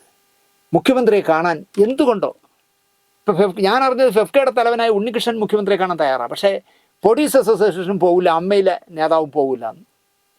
ഉണ്ണികൃഷ്ണനും രഞ്ജി പണിക്കരും മുഖ്യമന്ത്രിയുമായി നല്ല അടുപ്പമുള്ളവരാണ്. മമ്മൂട്ടിക്കും മോഹൻലാലിനും പിണറായിയുമായിട്ട് നല്ല ബന്ധമുണ്ട്. എൻ്റെ ഇവരുടെ നേതൃത്വത്തിൽ സിനിമാക്കാർ മുഖ്യനെ കാണുന്നില്ല. ഇങ്ങനെ സിനിമയെ അടച്ചാക്ഷേപിക്കുന്ന ഈ പണി നിർത്തണം. ഞങ്ങൾക്കെതിരെ ഇല്ലാത്ത കഥകൾ പറഞ്ഞുകൊണ്ട് വരുന്ന, യൂട്യൂബുകളിൽ വരുന്ന കഥകൾ പറയുന്ന യൂട്യൂബർമാരെയും അതിൽ കഥ പറയുന്ന ഈ വൃത്തിയുടെ സ്ത്രീകളെയും പിടിച്ചകത്തിടണം എന്ന് എന്തുകൊണ്ട് ഒരു പോയി പറയുന്നില്ല എന്ന് ചോദിച്ചാൽ എൻ്റെ പേരില്ലല്ലോ.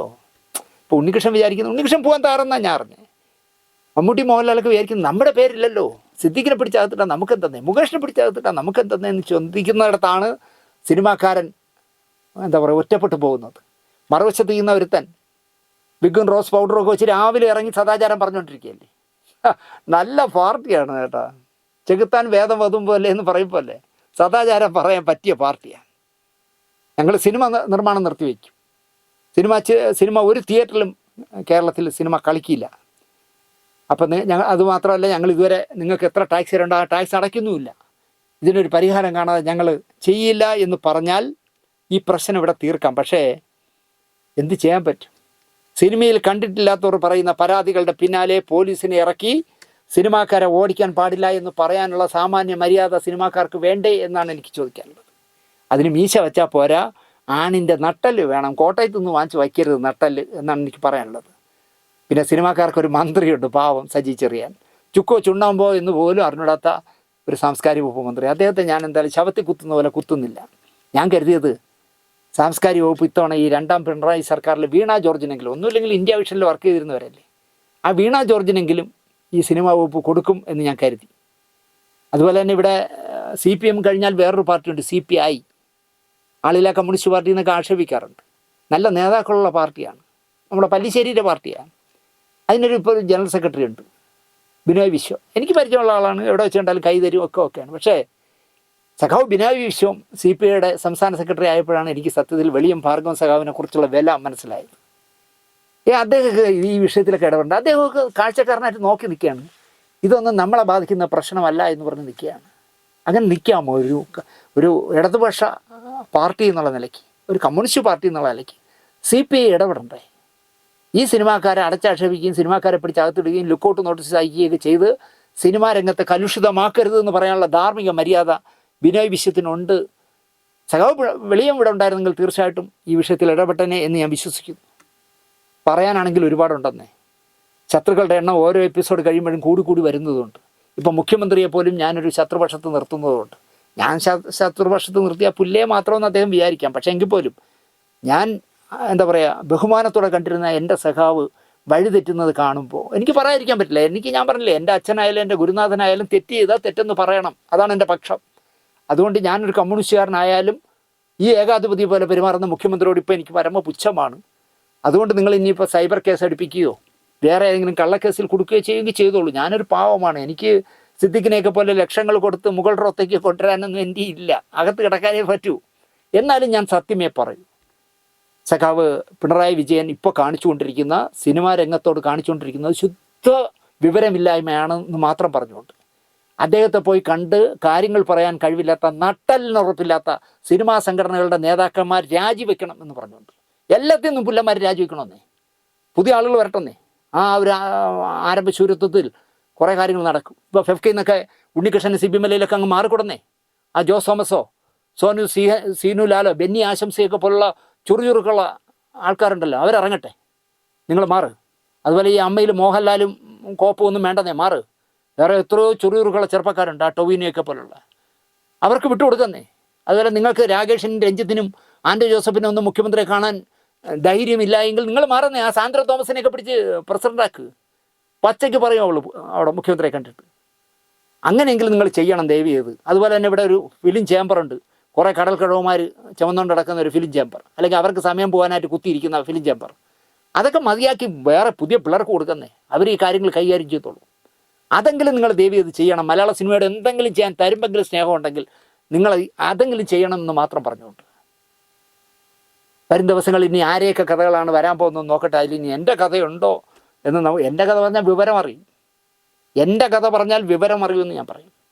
ഈ പെണ്ണും പിള്ള ഇപ്പം ദിവസവും 15 പേരെ, അല്ലെങ്കിൽ ബാലേന്ദ്രനെ കുറിച്ചൊക്കെ പറയുന്ന തോന്നിവാസങ്ങൾ, മമ്മൂട്ടിയെക്കുറിച്ച് പറയുന്ന തോന്നിവാസങ്ങൾ എൻ്റെ പേര് പറഞ്ഞാൽ ഞാൻ എന്ത് വന്നാലും ശരി, എൻ്റെ ചാനലിലൂടെ തെണ്ടിയായിട്ടായാലും ശരി, ഒരു കോടി രൂപയുടെ നഷ്ടപരിഹാരത്തിന് ഞാൻ കേസ് കൊടുക്കും, ഉറപ്പാണ് കൊടുത്തിരിക്കും. എനിക്കറിയാം എൻ്റെ ചാനലിനെ എന്നെ സ്നേഹിക്കുന്ന, എൻ്റെ ചാനലിൽ സബ്സ്ക്രൈബ് ചെയ്തിട്ടുള്ള 2,03,000 പേരിൽ 1,00,000 പേര് 100 രൂപ വെച്ച് തന്നെ രൂപ എത്രയായി, അത് വെച്ച് ഞാൻ കേസ് നടത്തിക്കൊള്ളാമെന്ന് മാത്രം പറഞ്ഞുകൊണ്ട് ഇനിയെങ്കിലും മലയാള സിനിമയെ വെറുതെ വിടൂ ദയവ് ചെയ്ത്. ഞാൻ 40-39 വർഷം ആഹാരം കഴിച്ച ഒരു ഫീൽഡാണ്, ഇങ്ങനെ അധപ്പതിക്കാൻ പാടില്ല. എനിക്കിന്നലെ ബാലേന്ദ്രവൻ്റെ കേട്ടപ്പോൾ ഭയങ്കര വിഷമം തോന്നി. എനിക്ക് മേനോൻ ചേട്ടനെ വിളിച്ച് ചോദിക്കാൻ പറ്റുമോ, ഈ അലവലാതി നിങ്ങളെപ്പറ്റി പറയുന്നത് എന്താണ്, ഇങ്ങനെയൊക്കെ പറയണമെന്ന് ചോദിക്കാൻ എനിക്കെന്തോ എന്നെക്കൊണ്ട് കഴിയില്ല.